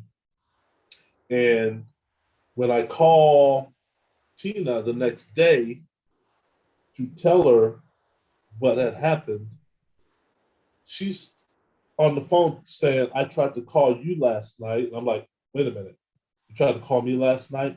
Yeah, once again, I have no missed calls from you. And she tells me, well, the house was exploding last night. Her and her best friend were being attacked. She's trying to call me, but once again, the calls are not going out. And that happened multiple times where I am not in the home and I'm being attacked in hotel rooms.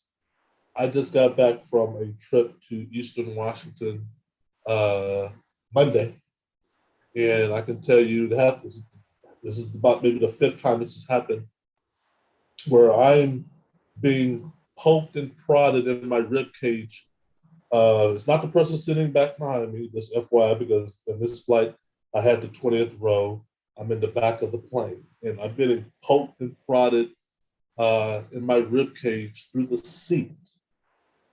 Okay, that's happened while sleeping. That's happened while driving. That's happened while being 35,000 feet in the air. My attorney, who was my attorney at the time, came to the Bothell house one time, and this is in the first book, The Bothell Hell House, came by to drop off some paperwork. And she knew of my story. She knew that we were making claims that our house was haunted. She did not know to the degree. So she nonchalantly was sort of poking fun at the idea of the house was haunted. Like, hey, spirit, come out wherever you are. If you're really haunted, show me something. And I advised her that's not a good thing to do based on what we've already had already. Please don't do that. Weeks later, I get a text message, phone call from her, and all the lights in her home in California are going off and on. All the coat hangers in her closet are flying out of her closet, coat hangers, one by one, one by one, one by one, one by one. She likes wine. All the corks in her bottles, about 100 odd bottles, pop one by one, consecutively in her wine cellar. Her son, this is very interesting, came to her one night, sat on her bed and said, Mommy, Mommy, they just told me. She asked, what do you want? What's going on? They just told me they're not done with Key's house. Now, he's like, I don't know, 6 years old. She's not shared my house with him. She's not shared anything, because why would you tell a 6-year-old that? She's not shared anything about my house. She doesn't even share that with who Keith is. And her son saying, Mommy, I can't sleep because they keep telling me they're not done with Keith. This is in the midst of 2014, of everything I showed you. Her son told her that. So, right, so there's things, all y'all stories that y'all just said in this that proves to me that, yeah, there's, when I say Poltergeist, I always put the S at the end of it because it's easy to think when you say Poltergeist. Well, you got one Poltergeist in your house. How do you know that? No, there are multiple voices, young child, young female girl, young male child, middle-aged male child, middle-aged female voice. I'm talking about the voices that we've captured, or the investigators that have captured, male voice, female voice, Irish accent, different voices, different age groups. And the spirits are very honest when you ask them, you know, what Rich was saying earlier about his house. Don Phillips were very thorough when they came to the Bothell neighborhood. And they asked pertinent questions because this is all research to them. And they asked, do you go from house to house? And the spirit said, yes, we go from house to house in that neighborhood. Different people respond differently. Like somebody might come to a room and they had the lights on and they could have sworn it was off when they left. There's all kind of things our brain shuts down or we don't entertain much. But there's little nuances of the cat, the dog acting weird, and things of that nature that to me is just too coincidental to sort of just shrug it off and say, it's you know, it's this and that. When you take it in the totality of it all, and why do we often think that they're just limited to one home or one location? And we got the voices to prove it. They said, yeah, we go from house to house, and that's what they do. They said, we just go from house to house. They take things. Remember, the objects that are appearing in my house that neither Tina or I owned had to belong to somebody. The items that I still have missing today, camera, Tina's jewelry, silverware, iPad. I mean, iPad's a pretty big item when you think in the realm of being something that goes missing. Countless things that are missing, shoes, toothpaste, toothbrush. These things are missing.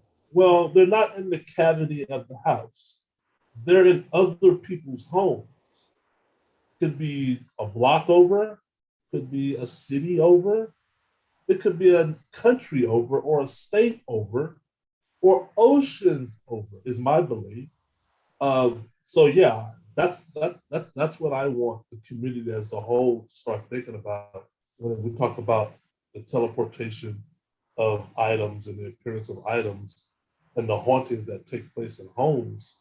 Because had an investigator arrived at our home early on, maybe they should have gone to, maybe it's time to we go from every house in the neighborhood, not just the houses immediately close by. I know it's a lot of footwork, but maybe every house should be knocked on, every door, to where, hey, my name is such and such and such. I'm with this paranormal org. I know, don't slam the door on me. I'm kind of weird. But can you just talk to me for 10 minutes? I'm very curious. Is there anything weird that you've ever have happen in the home that you maybe just shrugged off but stayed in the back of your mind? And see what that residential person tells you. I know, especially in your neighborhood, Rich, I think people would be surprised. I think people would really be surprised based on the people who knocked on our door after the Ghostbusters band left, because they said, "Oh my God, our house is doing this too." So yeah, I think there's more to that. But to get back to the slide deck, because you've been seeing this work targeting, and going back to the question before our break, where I talked about the fall that I had where I tore my kneecap. I talked about this in my first book. There were three phases of hauntings for me and Tina that we experienced. And I think other people with poltergeist experiences too. There's the phase of the haunting, talking about the poltergeist haunting, where every house occupant in the home, everybody's being haunted at the same time, meaning everybody is witnessing similar phenomena. Remember I said early on, for the first phase of the haunting, me and Tina were witnessing phenomena together, okay? Things would blow up, fly, zoom across the room, loud bangs, door slams, fires, all that. We would witness that together. So we never doubted each other. We saw it together. Then there's the phase where the poltergeists, especially the ones in our house, would pick on one individual more than the other. Okay? We live in a world or a universe of 100%. So therefore, one person is about to experience 60% of the phenomena, or 70 or 80, God forbid, 90. And the other person is going to experience 40%, 30%, 20%. That bounced around in our house, okay? There were campaigns where Tina was being targeted because Tina, to this day, was the only one in that house to be scratched. Tina received for 3 days in a row, because number three again, for 3 days in a row consecutively, where she was scratched from both arms to both thighs. First time she was scratched, she was laying in bed. First time. She come running to me frantically because she had all these scratches. And these scratches, just FYI, they just appear in an eye blink. Okay, 1 minute you're brushing your hair, and all of a sudden you feel this immense pain. You look down, oh my gosh, I got all these scratches. That's all happens, okay? It's not like you're walking through a thorn bush and you come out on the other side and you're like, oh man, that was painful. No. In the blink of an eye, in the time it takes to switch from channel to channel, all of a sudden you got scratches all over your body. So she's coming to me frantically. That's never happened to me. I've never been scratched. On the flip side, Tina's never been pushed. I've been pushed. That's targeting. Also, the second time Tina was scratched, she was in the shower. So Tina's in the shower, she comes running out, she's dripping wet. Oh my gosh, this is day 2. I'm scratched. She got all these scratches on it. Scratches are on top of the previous scratches. Okay? And then day 3, a shower again, she's scratched. Both arms, both legs. I've never been scratched. But Tina could tell that story because she lived that story. That's what I call focusing. When you focus on an individual, and only that individual experiences that phenomena. So then me falling down the stairs, this is an x-ray of that night that the hospital took, showing my kneecap dislocated. That little rock you see, that's my kneecap. It should be further south. That's the kneecap. This is me in the ER. This is my right leg. This is how swollen it got. Okay, this is January 2nd, 2014. So these are examples of poltergeist targeting. Remember, they said we pushed him down the stairs. there was maybe 14 months of zero activity. Okay, but they said we pushed it. Now, why did they push me down the stairs? I think because this is what was the linchpin to restart the activity, which is weird. It's so weird that they had to take this, but after this became within 3 to 4 weeks, the activity resumed. This is what I wanted to talk about right here. This is what I was talking about earlier about the poster catching fire. This is a perfect example of targeting. Tina is not even in the house. Remember, this is me in the shower. This is what I found when the fire alarms went off in the house. I run out. We've heard fire alarms before because the Bible, one, had already caught fire and set off its own fire alarm a few days ago. I run out. I had to douse the fire with the towel, the bath towel. That's how I doused this fire. And the poster, it's not a paper material. I want to say it's sort of synthetic. It's sort of a synthetic material. It melts and it leaves this horrible damage to your wall, considerable damage to the wall. And I'm responding to this fire. The fire department responds to this fire because I called. Remember, targeting. When I called 911, every time I tried to give them my address, major static, major static. I couldn't get it. Just an FYI to any investigator on this call today, especially in the United States.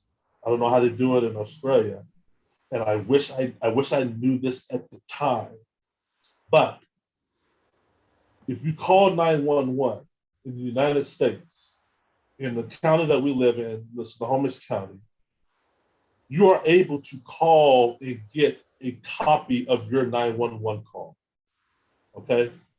Snohomish County, which is where I live in, or lived in at the time of this, or still do, keeps 911 records for 6 months. They keep the audio. I'm talking about the audio. They keep the audio record. The paper record is endless. I got that. I put that in my book, the paper record.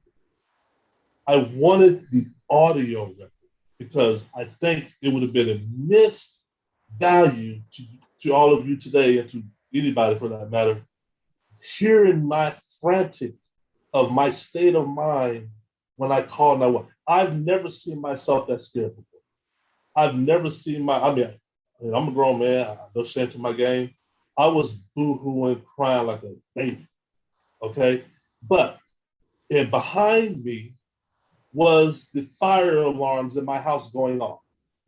And in that call, had I had that audio, y'all would have heard the receptionist, the operator, having trouble hearing me 3 times.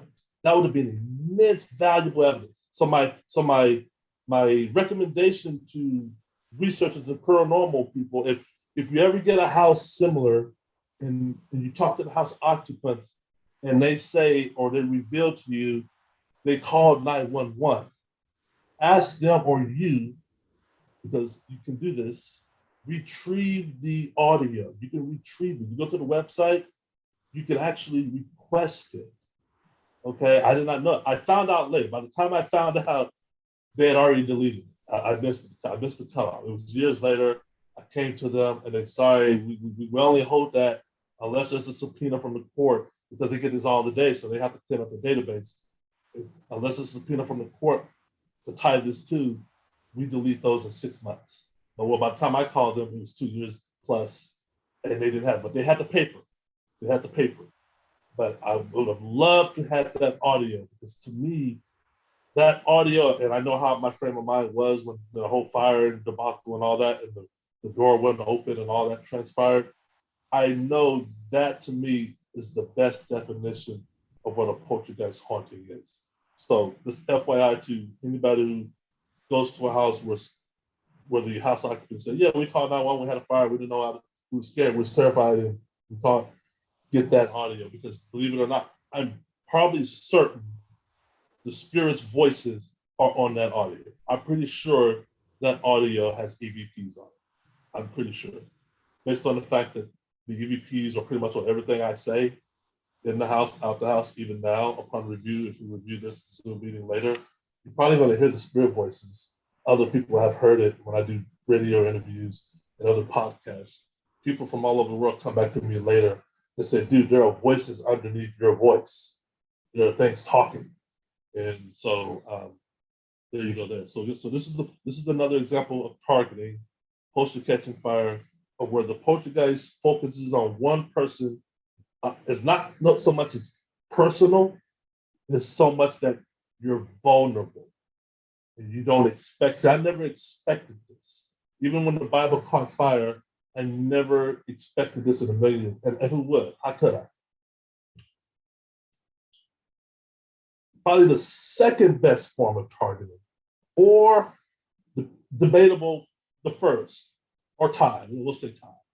Okay. Let's go back to when I moved into the house. I'm bringing major boxes into the house. I'm moving into the house. We all got photo albums, right? I have my own. These photo albums that I have, I never unpacked. I kept them in a box. You know, they're creature comforts, whatever. I don't need them. I just kept them in a box. I kept them tucked away in the closet to the point that I even forgot that I owned them. Okay, when the house was attacked or was at its campaign of the poster fire, the wall writings and whatnot, I came home one day in the midst of all this destruction and found 3 photos of me. I only had 3 photos of me and my family in my photo album. Were neatly sitting on the computer desk next to the keyboard. Okay, now I forgot. This is 2 years after I moved in. This happened in 2014. I forgot I even owned these pictures because we live in a digital age now. So I don't even think I still own them. You know, I just been carrying them around for numerous years, not really want to get rid of them. And then I come home into all this melee, all this destruction, and neatly next to my keyboard, to my mouse, computer mouse, are these 3 different photos of me and my family. This is my family. Mom on the left, my dad on the right. May you rest in peace. That's me in the middle. My face, as you can see, is burnt out. Sports style, my face. This is a similar photo. This is my sister's college graduation. Dad to the left, mom in the middle to him, next to him, the black dress. My sister in a white dress, just graduated. My younger brother, yeah, he's taller than me. Oh, well. And then me in the back. My face is burnt out. Only my face is burnt out. Now, if you look closer, you'll see, look like a little lightning or something is cutting through the half of my face. You see this little lightning deal, but my face is burnt out, okay? Similar photo. This is at my brother, my younger brother, one you just saw on the right. This is his college graduation. This is my dad to his left. My brother, he's just graduated, he's holding his baby. That's me to his right. You see my face burnt out. Now look closer to my face. You see a circle within a circle, okay? You see a circle within a circle, okay?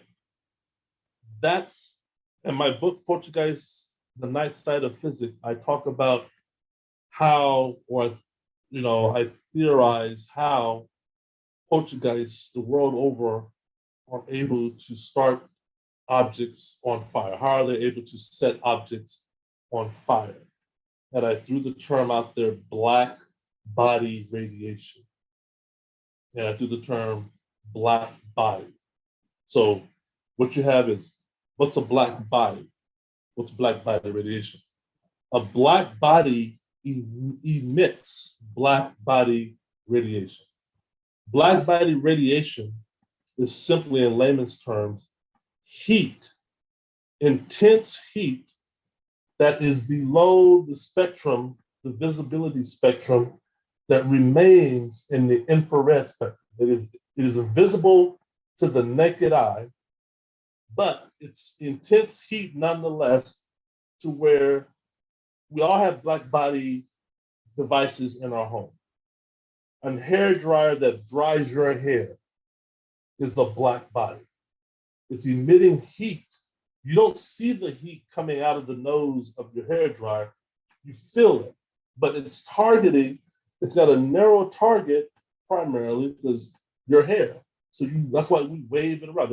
I have no hair, but those who have hair, you wave it around because the heat is focused, but it's black body radiation. The black body is the thing that emits the heat. A perfect example is a stove range. If I go and turn my stove on, I can turn it on high, and if I look at it, it looks the same as if it was off. Okay? Because it's a black body. Now, if I touch it, whoa, I'm going to burn myself significantly. Now, let's say if you have infrared goggles. If I was to put on infrared goggles, you would see the heat. You would see the heat from your hair dryer. You would see the heat waves coming from the nose of the gun to your hair. This right here in the Bibles, going back earlier, and let me go all the way back to the Bibles.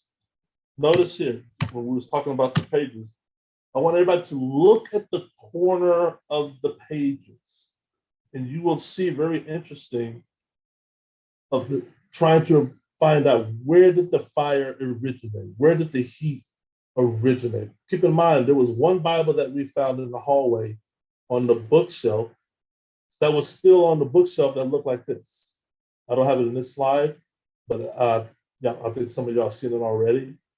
And one of the questions I asked and all the other investigative teams asked was, we see this incinerated book resting on a bookshelf, but why is all the fire damage only limited to the book? There's no heat residue, smoke residue. You know, smoke rises, right? Heat rises.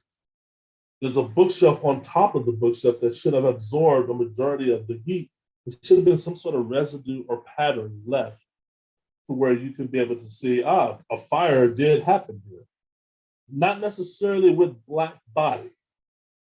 If you take a heat gun, Home Depot, Costco,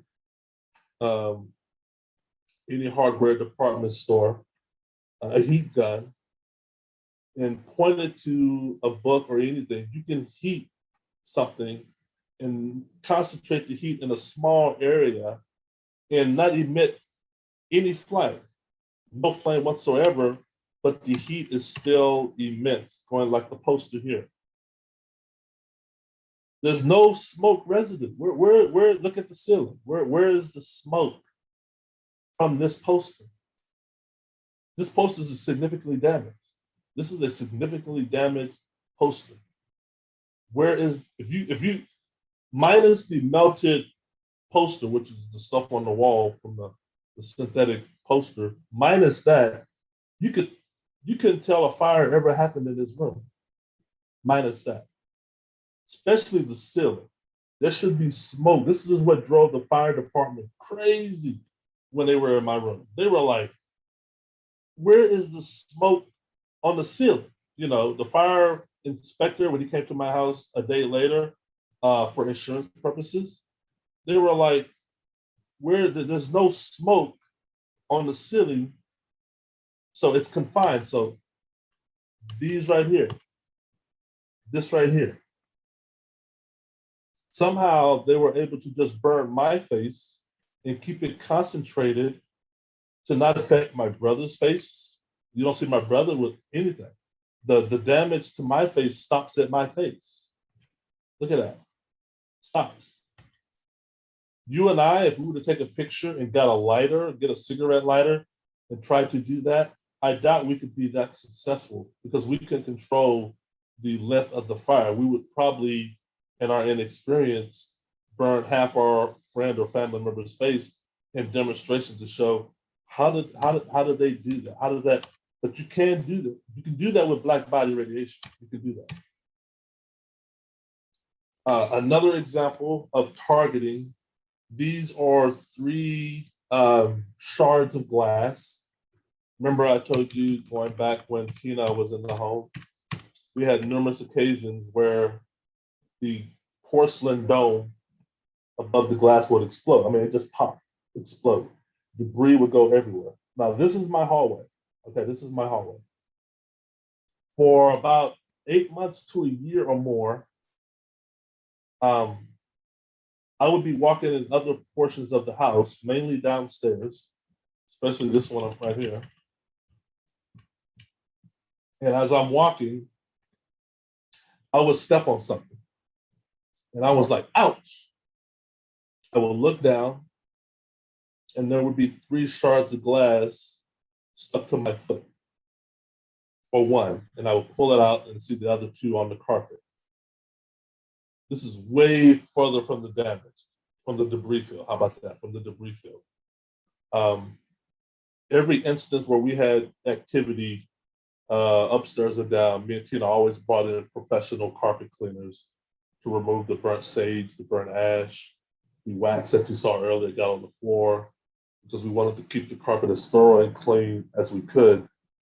And for months on end, for about a year, I would always run into these inexplicable shards of glass in portions of the house that had no glass or were far from the debris field. Far from the debris field. Always 3. Always 3. And it was interesting how I would pick them out of my foot and be like, where did this glass come from? Because nothing recently has exploded. Nothing recently, let alone downstairs. All the lights that blew up in our house blew up upstairs. This is downstairs. This is me putting it on the landing or the kitchen island. Look at it. I guess you can say you can't get no more targeting when a poltergeist starts writing your name on the wall with the words die KL. If you look at the upside down stick figure, that's a scissor.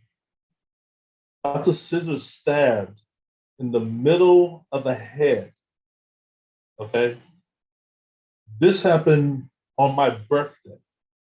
This is December 15th, 2014. How do I remember this so vividly? 2 things, 2 reasons.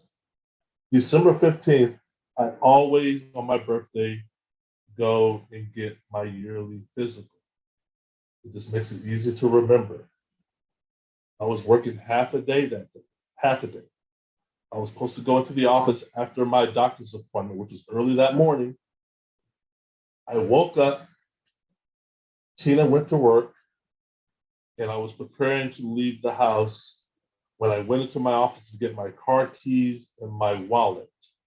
When I got to the safe, which is where I was keeping my car keys and wallet at the time, because they had gone missing before, and car keys are very expensive to replace. My wallet was gone. My wallet was gone. This is the morning of me. I had a 9 a.m. doctor's appointment. This is about 7 a.m. when I realized I have no wallet. So I had to cancel my doctor's appointment and had to go to the driver's license office to get a new driver's license, cancel my credit cards, cancel my bank cards. I called my boss. I remember I still had that email and said, remember that half day I was taking? It's going to be all day. I got to go to the DMV, the Department of Motor Vehicles in Linwood, and get a new driver's license because it's gone. My wallet is gone. See, when the poltergeist takes things in our house, our personal belongings, I never go looking for it. Tina never goes looking for it. We never get them back. That wallet and all the contents in it are still gone to this day. So I go to the driver's license office. I get my new driver's license. I come back home and say, I'm going to work from home instead of going to the office. I go upstairs, and this is what I see. This is what I find after coming back from the driver's license office. DIKL. It's written multiple times in this room. I'm going to show you. But look closely at the scissors in the middle of the head. You know, the amount of force it takes to stab a scissor, this was about 3 inches into the wall when I pulled it out. 3 inches into the wall. You see the bar stool resting on the office chair. That's the bar stool from the kitchen. You see 666 written on the wall to the right. This is DIKL written on the ceiling. This light, this is the dome I was talking about. These are what explode in our house. This is probably the 3rd or 4th dome that I put on above the bulb. That is what explodes. You see DIKL on the ceiling.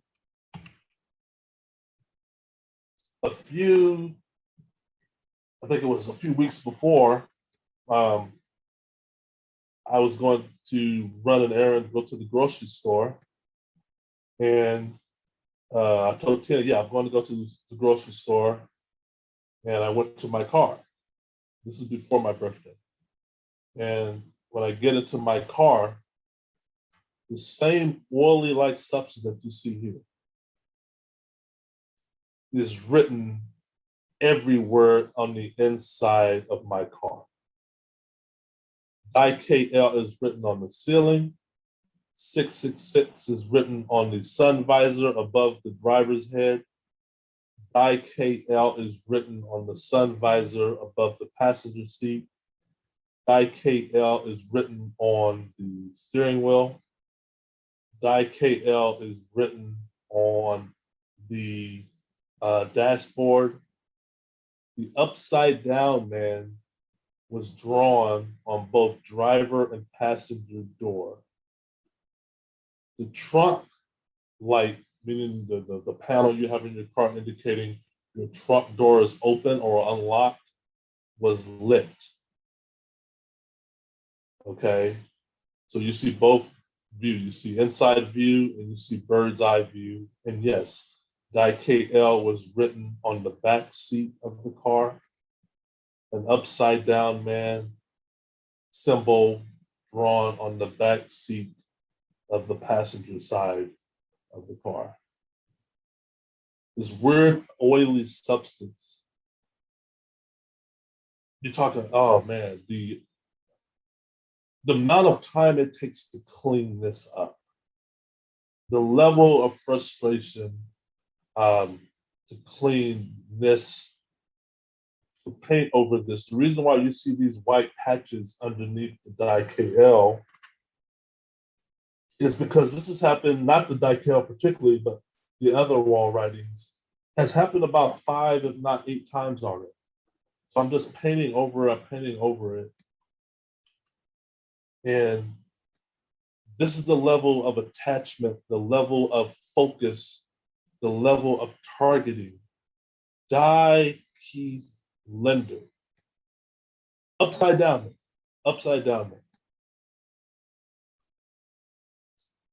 Okay. This instance happened, I'm no longer living in the Bothell house. We're going to fast forward to 2016. This was November, December 2014. This was December 15th, 2014. This was probably October, November of 2016. Remember, I moved out of the Bothell home May of 2016. I'm living now in Mount Lake Terrace. You look at this picture and you probably, from looking at this picture, can't tell what's wrong. You're like, what's wrong with this picture? There's a lot wrong with this picture. But I don't know if I'm not read either of my books, especially the second one. I doubt anybody here knows what's wrong with this picture. Maybe Andy does, but I'm about to tell you. So imagine, put yourself in my shoes. I want to put everybody in this car to put themselves in my shoes. And imagine you're driving home. It's nighttime. You're driving. in your respective city, wherever you live in, you're driving home. It's night. It's at night. You're in the car by yourself.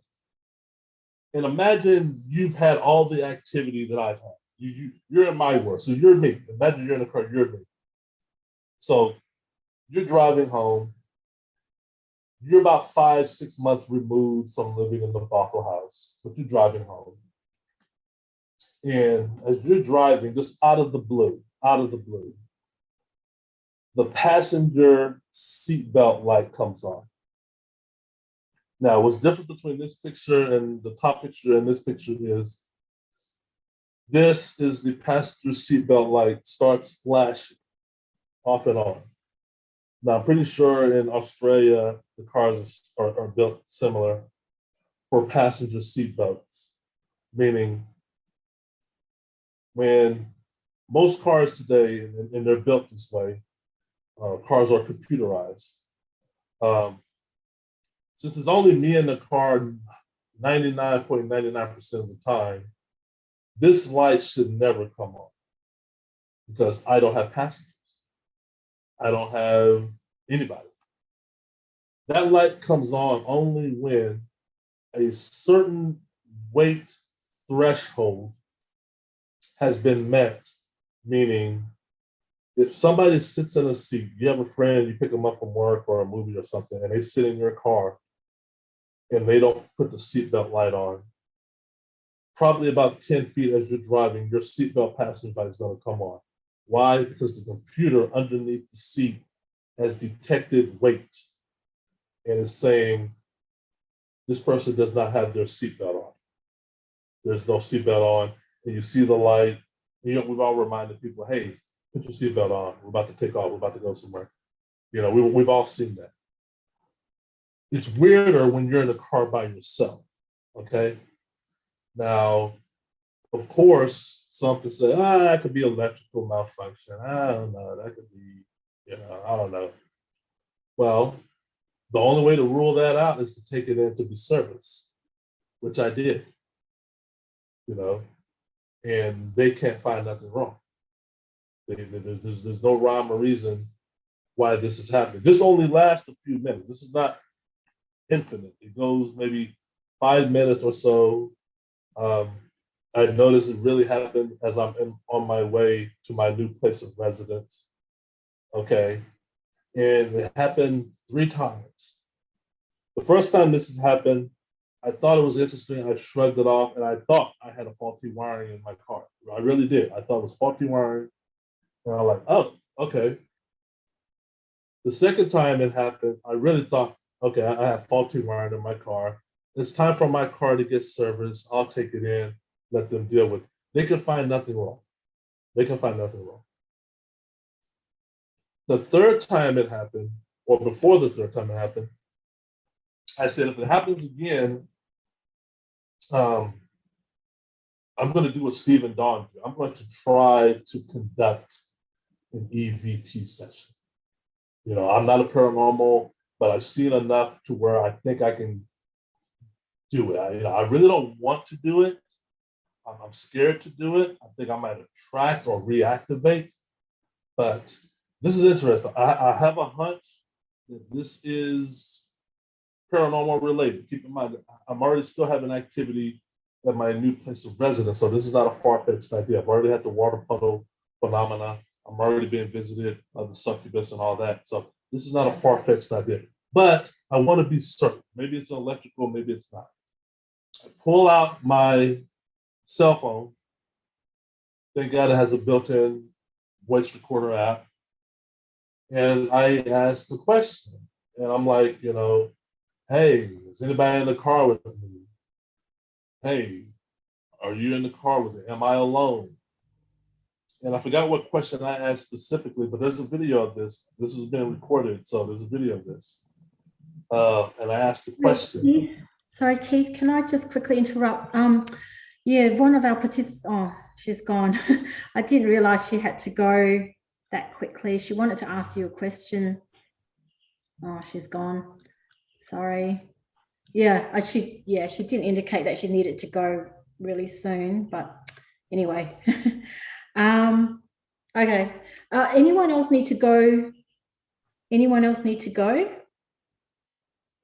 early? No? Yeah, I'll probably have to go in the next 5 or 10 minutes or so. Okay, did you have a question before you wanted to go? Nothing. Well, there's, I guess, one question which goes back to an earlier thing Keith was discussing, to do with missing mobile phone calls.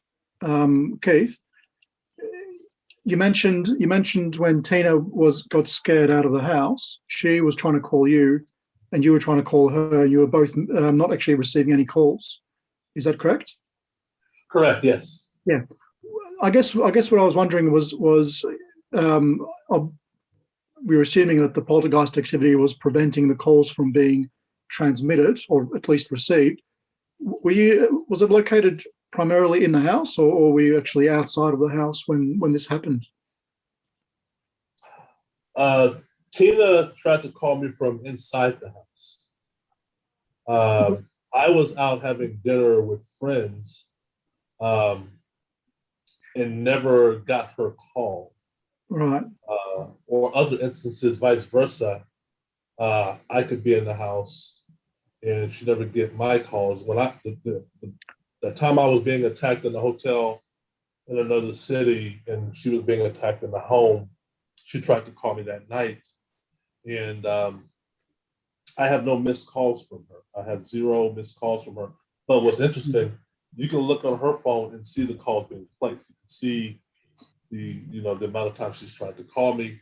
She says every time I ask her, she did get voicemail. When I call my phone company to try to pull, did the phone reach them? Did it reach any, cell phone tower or database or anything? They have no data. They have no record of an incoming call at that time. I had Verizon at the time. Tina had AT&T, so we had separate phone carriers. But her calls definitely showed up on her phone. There's always a call going out, but Nothing coming numerous back. occasions, yeah, it was just I have no record of you calling. And this is what the Poltergeist did to create the atmosphere or put the idea in Tina's mind that I was cheating on her, because soon after that campaign of not being able to reach me and doubting that I'm where I'm supposed to be, we started finding female jewelry in the home, even in the bedroom, even in the bed, that was not Tina's. I'm not talking about girl trinkets like before. I'm talking about adult female jewelry. So the Poltergeist is very careful of orchestrating, manipulating of, hey, I want you to doubt Keith's whereabouts, but in case you're giving him some wiggle room and thinking it was technology, let me just now put the female jewelry in these places where you can find them. And those created arguments. Those created very heated debates and arguments, and it stopped us from what we were instructed to do, which was be unified. So the church and the paranormal teams all together said, we got to be unified, especially you two, and any disagreement is like putting logs on the fire. Yeah. And the Poltergeist was very orchestrated in how they, was very, they should work for the CIA, they really should, and how they manipulated us to get us, because we were no longer talking about the activity. I'm being falsely accused. I had to defend myself. Voices are getting raised, tempers are flaring, and then the Poltergeist is like, sitting on the sideline, like, yeah. And then the activity ratchets up even more. Okay. So based on what you were saying, I guess what I was trying to figure out was if the poltergeist activity was actually still localized in the house, preventing the calls from going out, or if they were actually following you and preventing the calls being received by you. Honestly, both. Both? Yeah, I really believe there are multiple spirits working in unison. Because, especially when I was in the hotel being attacked, the last thing I thought when I called Tina, because I want to tell her my story. I'm like, hey, I've been attacked. But Tina had a story of her own to tell. So I'm calling her about to tell her my story, and she's like talking over me because she has a story to tell. Like, oh no, Keith, I was attacked. I'm like, wait a minute, you were attacked? No, I was attacked. No, I was attacked. And we're like, Okay. oh, we both were attacked at the same time, give or take an hour or two. So they're working in tandem. Yep. Yeah. All right. Beautiful. Thank you, Keith. Keith, Cherie just wanted to ask, she's left now, but she'll listen to the recording, how the trauma and experience is driving you now to share this with people, if at all. Yeah, I believe in, as long as I have air in my lungs, like I was telling individuals earlier before the meeting started, I think our experience, or anybody's, me and Tina, we're not special in the sense of, we're special. I think any experience like this should be told because there are people, there are researchers, there are inquisitors, and this is valuable information.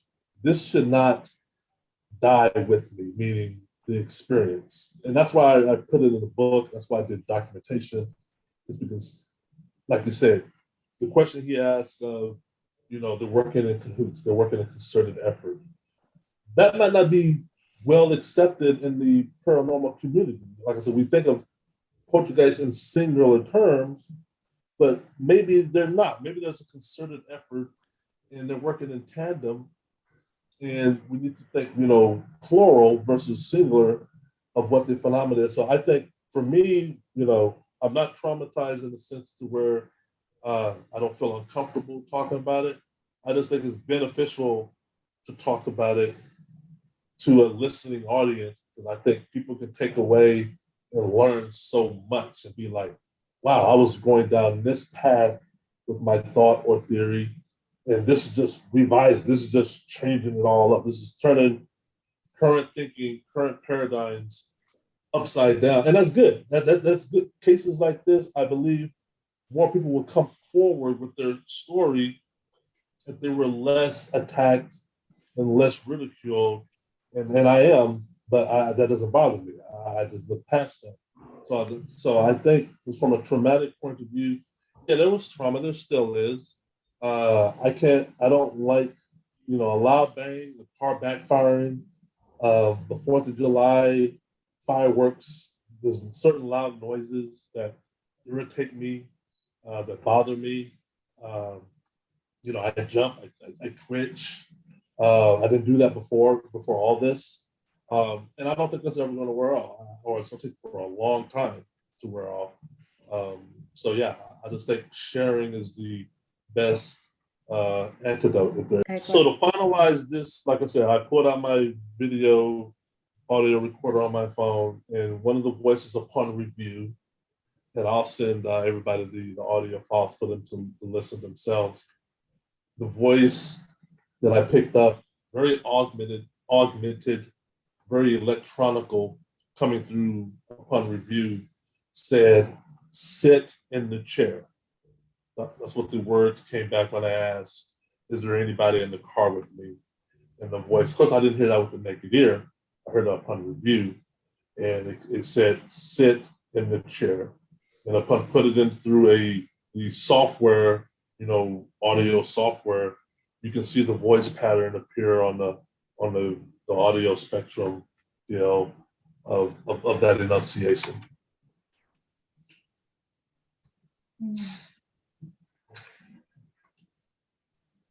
And this is just me showing you other instances of the poltergeist, really focusing on any chair that I sat in the Bothell house, the bar stool, the office chair. This is the kitchen chair you saw in the office earlier. This is the same kitchen chair. This is Halloween night. See how the kitchen chairs, the two chairs are pulled back from the kitchen table, sort of like in a court fashion deal. You see one bar stool is missing in the background. There's one bar stool to the left, but the one is missing obviously because it's in my office. And you see this is my chair. This is the one I sit in when I have supper. This cross, see how this is positioned by this cross. This cross came from the master bedroom. It's got this chair and this cross, this alignment, this interesting alignment that you see with the chairs pulled out. But it was interesting that this is the office chair cut in half once again, showing how it was, the stem is pointing to the Bible passage, which I have another picture of the exact Bible passage, so I can provide that if anybody wants that. Once again, this is another picture of the office chair that you saw over here. This is that chair. Different day, different instance. My chair, though, no other chair was ever relocated to the office. This happened earlier this year. This is me working from home, my third place of residence. I'm working, I'm typing away, and I get a weird text message. It says, Keith, this is Christine. This is the friend I have not talked to in over 3 years, but she's still on my phone, obviously. Keith, this is Christine. Can you please come to room 13 when you are not busy? And I'm like, room 13? That's me, room 13? It's weird. Christine, I live in Bothell. Christine lives, or at the time, lives in Puyallup, Washington. It's about an hour plus drive.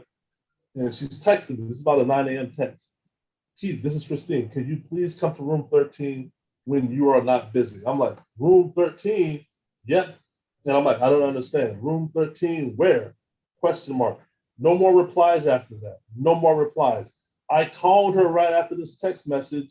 It went straight to voicemail, no replies, nothing. And to this day, I have not been able to raise Christine. So it was very interesting. But room 13 was interesting to me because 2506 is the address of the Bothell house. 2506. 2 plus 506 is the address of the Bothell house. So I was like, wait a minute, what are you, and I could not think of what is room 13? So that was very interesting to me. And if you add 2506 together, you get the number 13. And going back to the EVPs that Dawn and Steve got, where the poltergeist said to them, their words, not mine, we go from house to house in that neighborhood. We're always going from house to house. I called my phone company once again to verify, do y'all have record of this text message? Verizon emailed me back the tech support. They responded relatively quickly, quicker than I thought they would. And they have no record of this text message. They have none. This did not come through whatever they would call a switch or whatever. They have no record. And I got no more reply after the yep. After the yep, text message goes dead. I called and it just goes straight to voicemail. I don't even know if by me calling, if it's even reaching her. Remember, it doesn't have to reach the other person. We've already theorized that Tina calling me, she can get voicemail all day. Doesn't mean the phone is reaching me. When I call Christine to verify, I'm pretty sure the spirit's still living in this house with me today or preventing the call from reaching her. And that's it. Oh, wow. Tomorrow's the succubus. Yes. I just want to say I've had experiences like that too, Keith, of text messages not reaching me or reaching me a bit later or being mixed up, calls, saying someone's called and they haven't. And also when you talked about your TV blaring out this music and it wasn't plugged in, I had an experience of a radio when I was in boarding school. The boarding school I went to was an old orphanage and there was like 12 of us in the same room. And one night I was woken up by music blaring from one of the girls' radios. And when I went over there, I switched it off from radio to tape. went back to my bed, and then the music just kept blaring again. And yeah, and so I went back there to her bed, and I saw that she was asleep. I just turned the volume down to 0. And in the morning, I told her, I said, your radio was going off. What was going on? And she said, that can't happen. That couldn't have happened. I had no batteries in it, because we weren't allowed to plug in our radios. We had to have batteries. Yeah, so that reminded me of the incident when you talked about the TV not being plugged in. Yeah, and even in this, like I said, Rhonda, who lived in the home in 2008, 2009, when I talked to her, said the same thing. And when I talked to Rhonda, I never told her or divulged what we were experiencing because I didn't want to pollute her response. And she said, yeah, the TV would come on, channels would change, by themselves, and electrical devices, lights go off and on, and we had that already. So I knew she was genuine.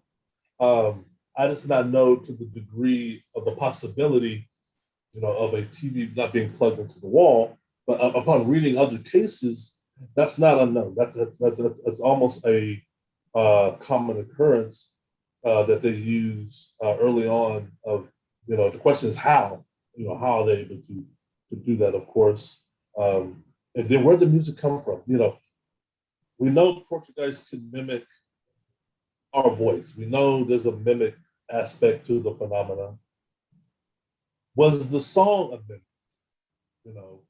Was the song not really Katy Perry, but the Poltergeist's mimic of Katy Perry? Because keep in mind, it was only that verse for a consecutive of 15 minutes.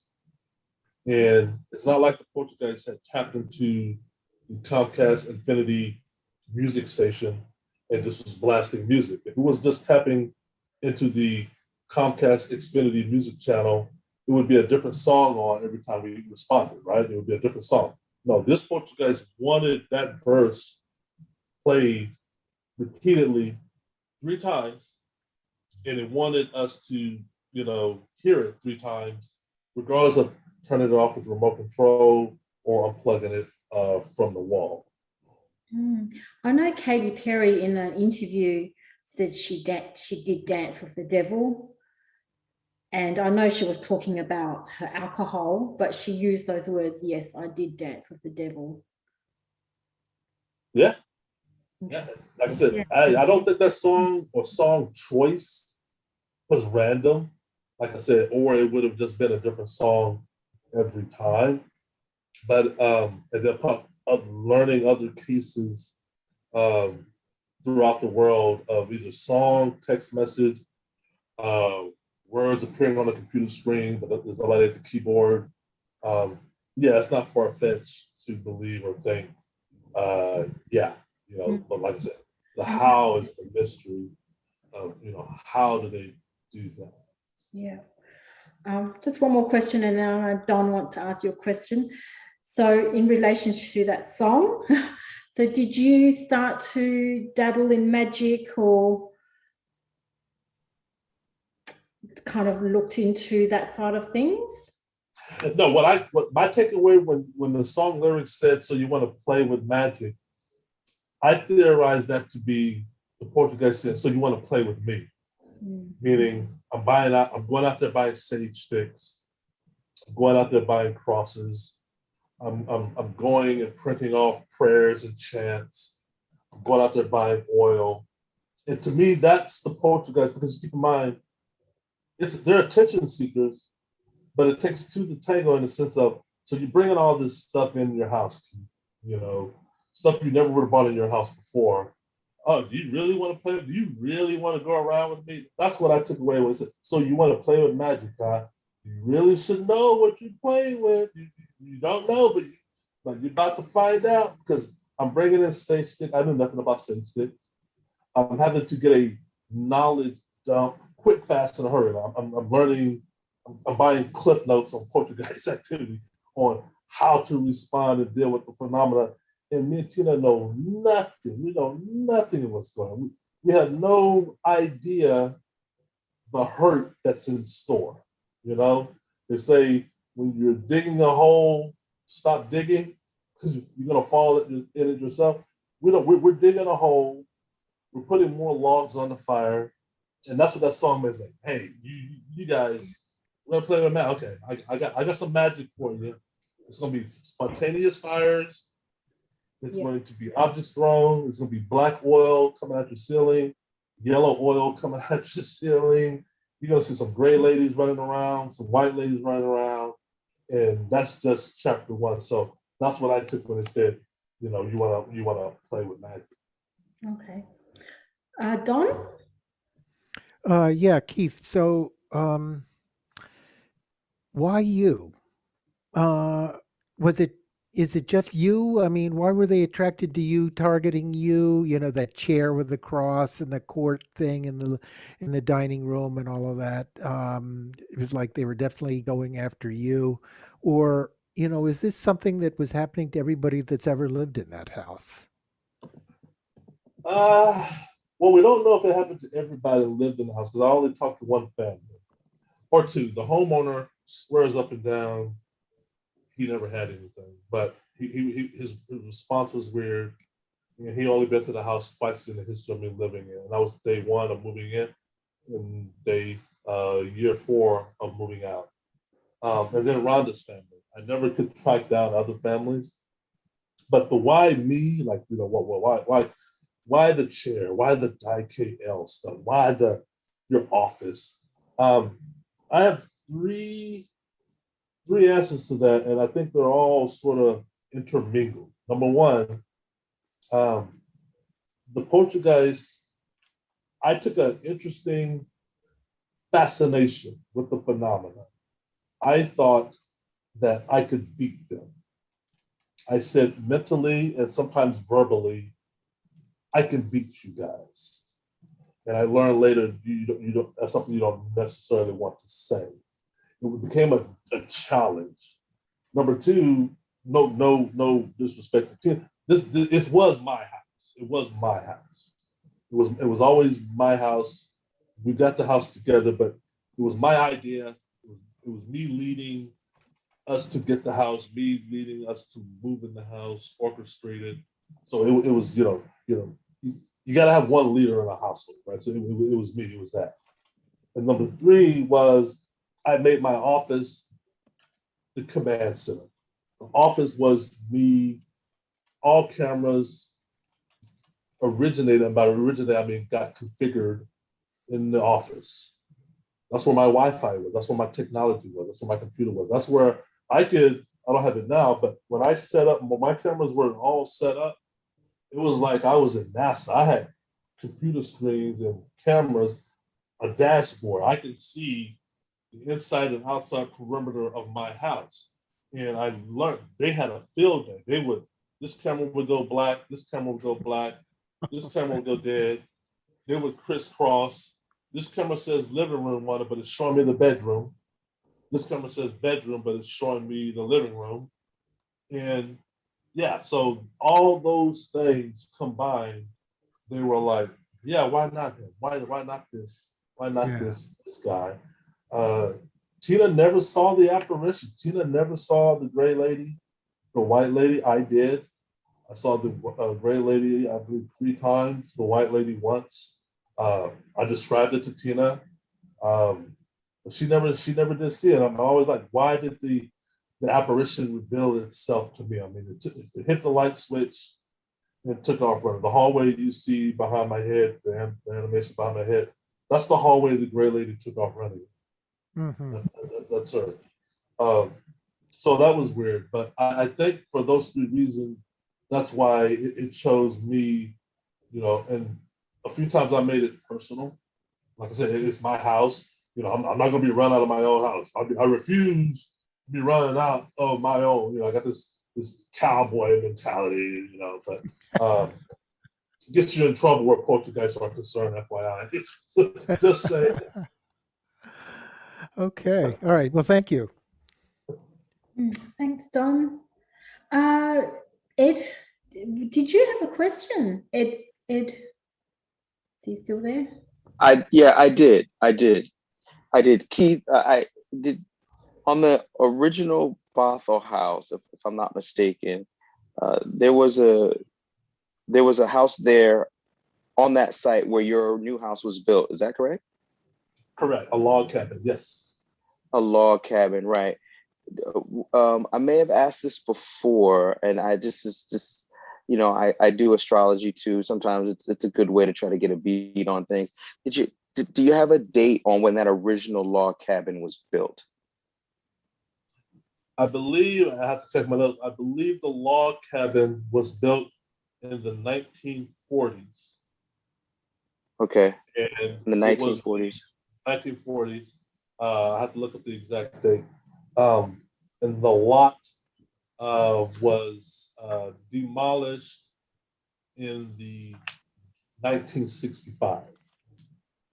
Okay, so 1940s. So, and the only reason I say that is because, man, sometimes I can give you some kind of a clue, but other than that, yeah, I mean, your work has always been is super interesting. Also, let me say this. This is kind of unrelated, but I just feel like I want to throw it in there because somebody asked a UFO question, and I'm sure you get a lot of UFO questions. Oh yeah. But there is I happen to be researching for some stuff I'm doing on my own. There's a strong link between, and then just not me, but government research into UFOs and demonology as the same thing, not a separate thing. And this is coming up in my research of Jack Parsons. So it's not a crazy far off thing, but yeah, I appreciate your work because it forces people to look at some stuff maybe that they didn't want to. We don't have all the answers, but certainly you got great stuff, man. Great stuff. Yeah, and you're right. And like I said, it's no question is out of bounds because, like I said, we don't know, and it's just weird and it's interesting.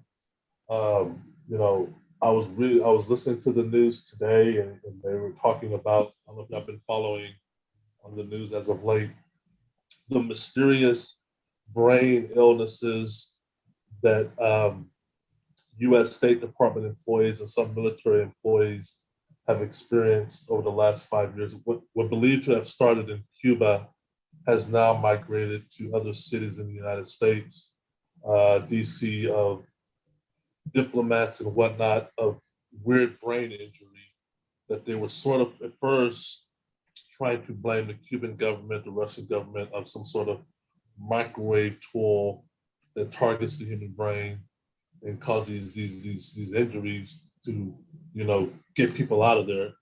And they've now determined that that's not it anymore.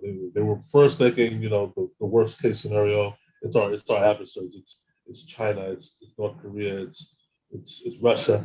The new theory now, after they determined that the injuries have not only been reported to U.S. citizens who work for the government, but also other countries. I'm talking about government officials all over the world. And over the last 5 years, so the phenomena has umbrellaed to where now they're like, what's causing the injuries are all the same.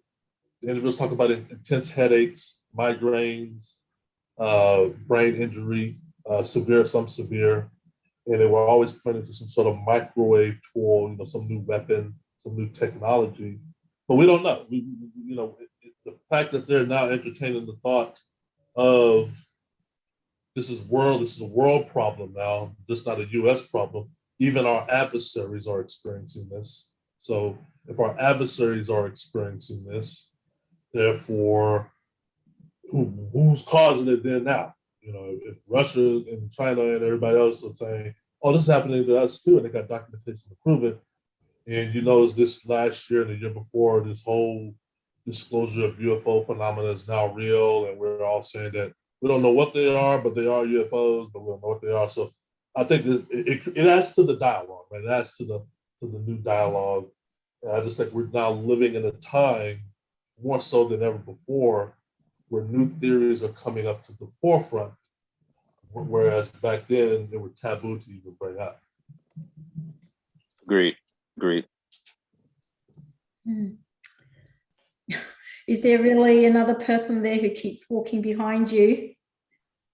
Oh no, that's a video taken from the Bothell house. That's audio video footage of 2013, where me and Tina was just beginning to experience the phenomenon known as the lights going off and on. Yeah. So I erected a tripod video camera. So what you see, if you watch the video and its continuation, you've seen the lights go off a few times. And that's me going to investigate why the lights are going off a few times. And I think a few times maybe Tina shows up, but we're dialoguing as to why the lights keep going off and on. This is early on. This is like 2 months of living into the house where the lights will go off and on in the hallway. The real video on my YouTube channel, you can see where we are in this phenomena, because everything is new. There's no damage to the walls. There's no scuff marks, skid marks. There's nothing. The house is relatively new, but that's going to change as the Poltergeist builds up. That same hallway, even that light fixture you see behind my head hanging from the ceiling, that exploded. That was one of the light fixtures that exploded that Katy Perry weekend. So this is just a video that keeps repeating. I think it's like 2 minutes long, but Okay. it repeats itself when it gets to the I end. missed that part. Right. Cool. Rob, was there anything you wanted to ask or say? I'm kind of tired. Let's talk about this tomorrow, shall we? Yep. Okay, sure. Yeah, it's been more than 3 hours. So, all right. Shall we call it a day then? Call it a day. Call it a day. Thank you, Keith, again. So much in there again. And those photos of you, that really intrigued me. You just, your face is the only one that was burnt out. And I know, just quickly, I thought, well, I can see faces in there, but that might be pareidolia. But in each of those photos, I could see like demonic looking face. Did anyone else see faces in those? I did have a question. Yeah. About Okay. the faces. Keith, on the backs of those photos, was there any heat damage to the back of your face on the back side of the image? Good question. No, there was no noticeable heat damage. If you turn the photo over, Right. there was no penetration to the other side. No. I just can't imagine what could do that. What localized heat source can damage the emulsion on one side, but not damage the plastic on the other? Right. And like I said, hindsight being 2020, I should have kept those photos. When Tina saw those, we were scared. We were terrified. And when we saw my face burnt out, we were instructed, and Tina immediately threw them away. People trying to get them out the house because it strengthens the spirit for the entities. But I wish I would have kept a lot. I wish I would have kept the burnt poster. I wish I would have kept the burnt cross because Forensics. I still have the door with the wall writings on it, but there's a lot of things I wish I would have kept. But back then, I didn't know anything. But you're right. But I do know when you turn the pictures over, there was no penetration of the burnt marks on the other side. It was just a white wall or whatever, a white. And that's similar to the Bible. Where you have heat damage, multiple pages being burnt, but you can't find a localized heat source where that's just mind numbing right there. Yeah. That's weird. Hmm. That was weird. Amazing, Keith. Thank you once again. It was really intriguing. We'll tune in tomorrow. Is everybody going to be tuning in tomorrow here? Yes, all good. Cal? I won't be here tomorrow. Yeah, come tomorrow. Tomorrow's gonna be, believe it or not, much darker. So believe it or not, yeah. Oh, okay. Interesting. Ed, are you joining us tomorrow? I will definitely be here tomorrow, pen in hand, maybe with some. Well, I'll just have pen in hand. I don't need to prepare any questions because he's got it all. It'll be a very interesting topic. All right. Yeah. Great. All right. Well, yeah, thank you. And yeah, we'll call it a night and see you tomorrow morning. Awesome. Or night. Or night. Tomorrow night. Yeah. Tomorrow night. Good night. Good night. Thank you. Thank you. Bye-bye.